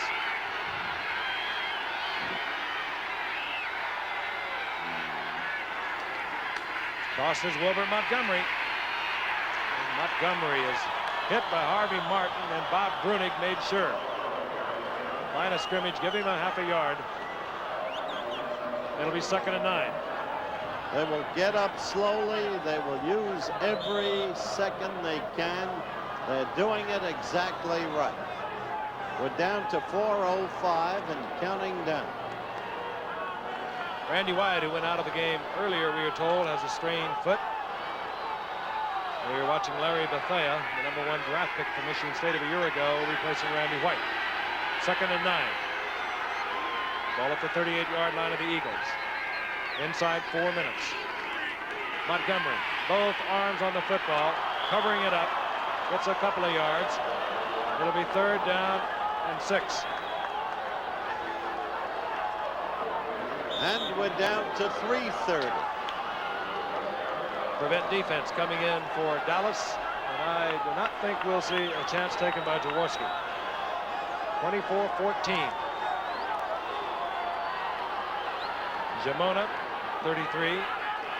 Wilbert Montgomery, 31. Setbacks for the Eagles.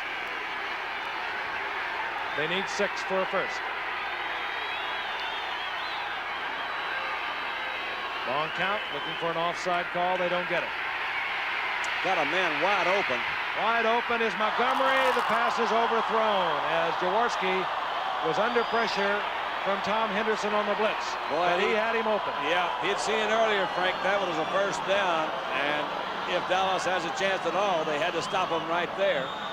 So they'll have to punt with 2:57 remaining in the game. Watch Jaworski. He'll get collected there by Henderson. Yeah, but it was... Don called it right. He had a man wide open. He saw him late, and that cost him. Reniger will punt for Philadelphia. Deep is Steve Wilson.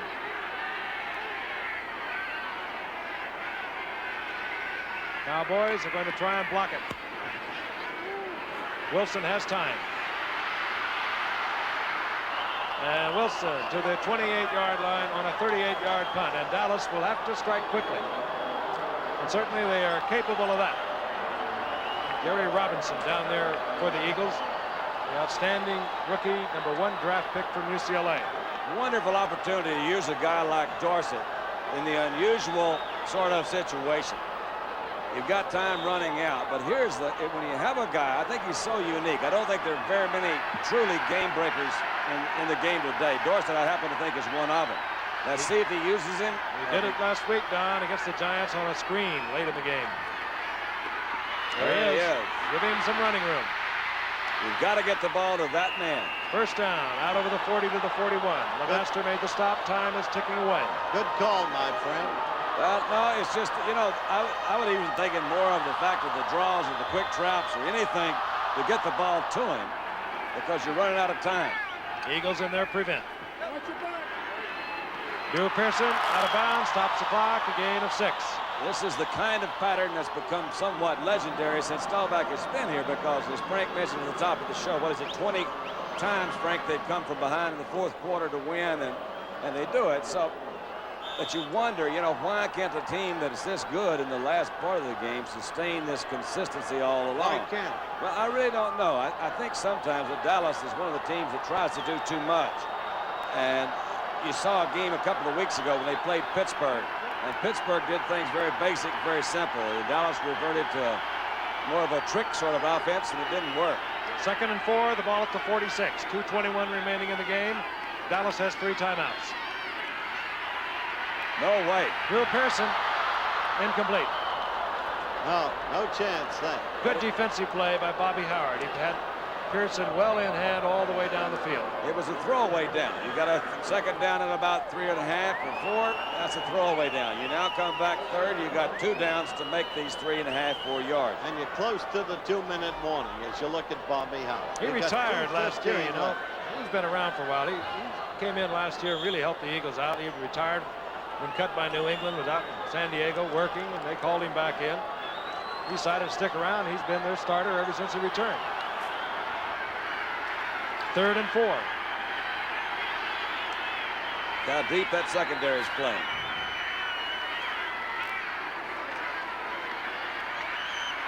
Staubach gets out of trouble. And what an effort. He tried to get the ball to Ron Springs, but he just never quits. That said it all.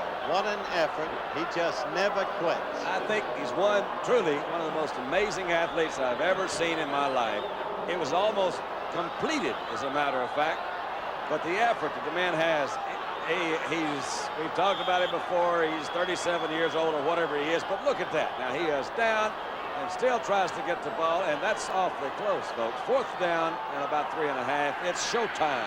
You've got to go for it, and they are.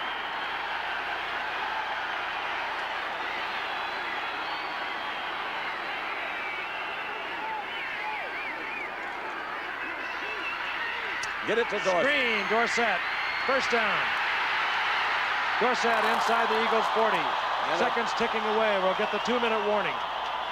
John Shara in there defensively, and the Eagles prevent defense. Stop Dorsett as we look once again. Frank, still with their 3 timeouts. This is just the guy you throw it to. That's all there is to it. If you can't get it to him in the middle of the line, you get it to him on a quick. You raise a basic question, and you raised it early in the game, and you were right. They underused Dorsett. I really think they do. I really do. I would let him run 20 times. I don't care what you say, and we're going to be right back in a little while and see if he runs some more. Yes. They call it the Ring of Honor. Our colleague, Don Meredith, up there along with Bob Lilly, Chuck Howley, Don Perkins. Well, you're absolutely right about that. They underused the man totally. He's run 13 times for 55 yards. He's caught 6 passes for 64. Now, they're trying to use him, but he's a runner. He's a game breaker. And maybe they'll say they didn't have a chance. They got too far behind or whatever. 1st and 10. Cowboys have the ball. They have 2 minutes. They're down 24-14. Tony Hill. Inside the 20-yard line. I'd start calling my timeouts is what I'd do, because I got to get us 7 points right now. I want to get back to your point. Seconds ticking away. Because I think it's so accurate. They've only run Dorsett from scrimmage 13 times. They've called the play, second play in the huddle. 1:35. Look out. Directing traffic over the middle. Ron Springs. Timeout. 5-yard line, and now we'll get the timeout from the Cowboys. What a great adjustment that was on Rodgers' point right there. He was trying to go to kill the clock. They had him bushed over on the side. He couldn't do it. He stops, comes back again, goes down the middle. You see, this is really as you mentioned, Frank, the second play that was called, he's really trying to get it. He's trying to say, hey, look, they got you covered. Go deep. He turns back into the inside, and there he's got his man right over the middle, Ron Springs. And Ron, as you mentioned earlier, too, is filling in for Preston Pearson, who is out with an injury. Dallas now with 2 timeouts. Lim Burnham was shaken up for Philadelphia, and he was able to come off the field. He tried to go back into the huddle. As you look at Tom talking upstairs to his assistant group, talking to him about what to call next, and Roger 13 times they gave the ball to Tony to run it. 6 times he's caught passes. Well, I don't understand it. Well, those things really now are all behind them because right now they're dealing with a very difficult situation. I don't really think they have enough time. They don't. Right now they're talking about with 1:26 to go. They're in position and they're going to make it close. And maybe they'll get the ball one more time. Maybe they won't. But they've got to score right now. I think it's an overall tendency. They're trying to establish one part of the game. We saw last week against New York. They didn't run well against Pittsburgh. They come into the Giants. Tom's stubborn. Tom says, okay, you say our running game's not going and our fullback's not going. Watch this. They almost lost the New York game because they really were trying to get that running game going, and not until the last part of the game do they open it up and really start doing the things. And this is what they've done tonight. First and goal, Dallas. 1:26 on the clock. They have 2 timeouts remaining. They need a quick touchdown and an onside kick. That is perfectly feasible. Here comes a safety blitz. Cowboys pick it up. Staubach fires into the end zone, incomplete. He thought about running it. Then the very heady player realized that would just use time. He kills it with the intercept with the incompletion. Let me tell you a quick story about Roger Staubach and what kind of competitor he is. I had dinner with him Saturday night. He's got a beautiful new home. He's got a basketball court out behind his house. We're out there, we're shooting basketballs. So he starts shooting free throws, and he hits 3 in a row. I said, Roger, I'll give you 2 to 1 that you won't make 10 in a row. Do you know how tough it is to make 10 in a row from the free throw? 40 and I did it all our life. Let me tell you something. He's got $2 of mine, and I'm really glad to have it. He's a heck of a competitor. I want him on my side. Second and goal from the 5. There's the clock. 1:22. Billy Joe Dupree, touchdown Dallas. There it is.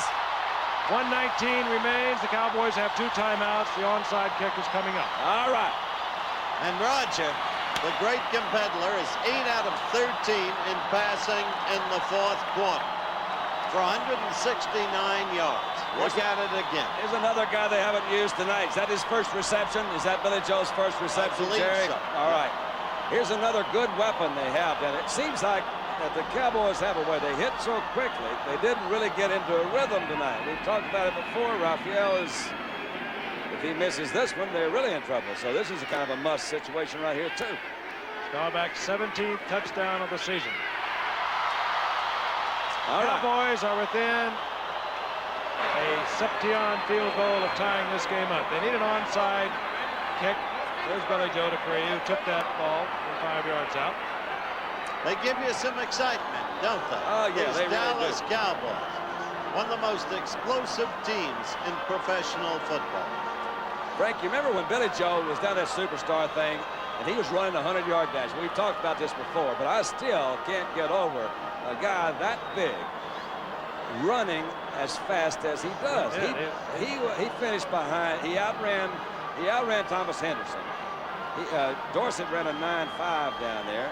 Did he beat Pruitt? I don't think he did beat Pruitt. No, he didn't beat Pruitt. But he was out there right in the middle. He ran. Did he like run that. against Russ Francis? Well, I don't know how fast Francis is. I saw this guy run under a 10 flat down there, and that's pretty fast. For his size, All it's right. amazing. Well, we're going to look for, of course, the onside kick. The Eagles have 10 people up from midfield up to the 45-yard line of the Cowboys. They're all receiver types, defensive backs and wide receivers, people that can handle a football deftly. And one man is deep as Shimona. 1:19 remaining. Must travel 10, it doesn't. All right. I believe it was Edwards. Herman Edwards comes up with it for Philadelphia. He has the habit of coming up with it. He's the guy who came up with the fumble last year against the Giants. You know, I'd forgotten that. But the Giants never were. Oh, yes. It happens. Herman Edwards. You know, it's easy to say now, but if you're going to go ahead and try one of those things, it really better be good. You got 1:19 to go. If you kick it way down there and hold them, then you're going to have a better field. But they're looking for a field goal now. Their only shot is to get this thing into overtime. They'll be trying to strip the ball. They have 2 timeouts. They can stop it twice. Montgomery. I'll tell you, that's style of Vermeil. They call timeout, do the Cowboys. Give the ball to the man who lost the football late going last week against Cleveland, ultimately cost them the game. We come right back with the man who has got you there in the first place. I talked to Dick Vermeil about Well, how you talk to somebody like a Wilbert Montgomery, a very sensitive young man, fine young man. When he fumbles at the end of a game, costs you the football game, and Dick Vermeil had a great answer. What did he say? Quite simply, he was the one that got us there in the first place. Gained 168 yards. 197. 197? Yes. It happens to everybody. Don't forget on the West Coast, coming up 2020. Special edition, Geraldo Rivera interviewing some of the top young stars in television today. Our buddy Jerry Klein here with stats has just slipped something to me that I think I should mention, that in the fourth quarter alone, Staubach has hit 8 out of 13 for 169 yards. And on the night, he's 15 out of 26 for 301. Not a bad night. Not a bad night at all. 1:12 on the clock. Marianne also cooks a good roast. Cowboys down to one timeout. They lose tonight, the Eagles and the Redskins. They're drawn within one in the National Football Conference's Eastern Division. Montgomery, both arms on the football. A quick timeout by the Cowboys. That's their final timeout. That's it. Yeah, but that shows me something on Philadelphia. You know, now this is in a tough situation, and they're fighting a good defensive team. They give it to Montgomery twice, and they pick up a good, solid 8 yards. And Philadelphia, I don't see them doing anything but running 2 more times. Do you, Frank? No. I would run 2 more times and give me a ball game. First Cowboys down have now. no more timeouts. First down now ends this game. I love their bench, the Eagles. They are a young, fired up, enthusiastic bunch of kids. Dick Vermeil's put them together. When he came up in '76, he had no draft picks. They'd all been given away. And he's picked up a free agent here, a former college player that worked for him, got him out of Canada, and he's put together a scrappy bunch. Couldn't agree with you more. Couldn't agree with you more. I think it does start right there. You look around the league, and it always starts at that position. It's a tough one. It's a hot spot. There he is. That's a hot spot to be on. The next hot spot's out there. It's number 7. He's got it on his back out there, and that's Jaworski. The main thing is what happens. They're in the position to take the heat one way or the other. Third down. They can get a first down if they can pick up 3 yards. They'll be tough 3 yards to get. But there's more than 3. That's a touchdown. Wilbert Montgomery will score. Goodbye. I told you you couldn't get 3. That is it. You get 29. Time for the song. That's it. It's too late for the song. I may even change it. I missed last week. Look at the entire Eagle team has come onto the field. Yeah, I'm telling you, God love them. They did a good job, didn't they? I tell you something. They did it. If there's any game where coaching matters, it's football. And to that young man, Dick Vermeil, who tonight bested one of the greatest coaches who's Hey, look at ever that. lived. That's Dick. No, that's not. We got him. We got him. They sure did. I love it. That is right. They got him is right. Rookie Petey Perro, Northwest Louisiana. Look at Vermeil hugging Montgomery. Of course. That man is a great young coach. I think if, you know, in all of my years of and talking about Landry and playing for Landry, I think that's the one ingredient that is missing from his personality, and that is a physical show to his team, that he cares about what they do, whether it's good or whether it's bad. I've never seen him hug a player in 20 years. Well, you have to know Tom. And Well, that's why, I do know Tom. That's why I pumped that book early. Well, He's a remarkable man. Does he show boyish enthusiasm? No, he never will. well, I don't call that boyish enthusiasm. I think when you lose anything enthusiasm that goes along, it doesn't have to stop when you're 18 or 19 or go into your 20s. It's something that you can carry all through your life. I think it's very important in sport, because to me, sport is something that is an opportunity for people to do something physically that some other people might not be able to do. And to show that and share that, I think is a very important thing for doing. I'm happy to see Dick Vermeil enjoy that. And I'm not really putting Tom Landry down. I understand. I'm really not at all. I think you make a good case. Yeah. 127 yards on the night for Wilbert Montgomery. That takes him over 1,000. He's up to 1,078. Like back on the campus of UCLA. Nothing like it, Frank. And I That's what agree, it football does. is. Take it from the sandlots and all the way to the top, and that's why it's a great game. Ron Springs.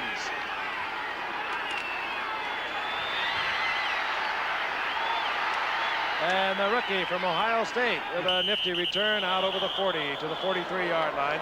I think he'll be their fullback next year. I think you may be right. They just don't quit.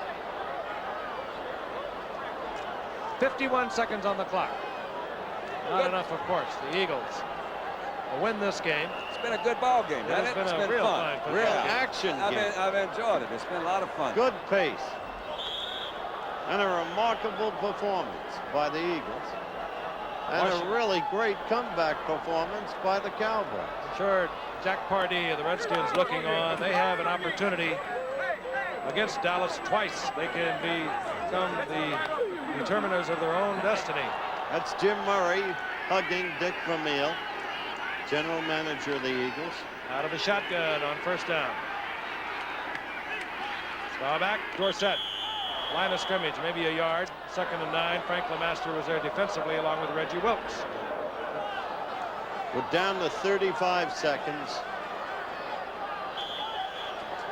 I'd like to thank our statistician, Jerry Klein, our spotter, Steve Bazika.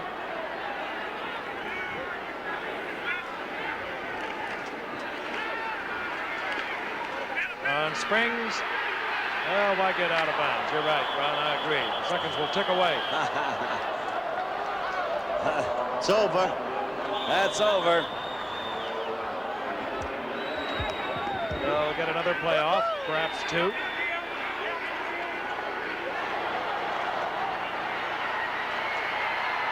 Now, Roger, get out of bounds.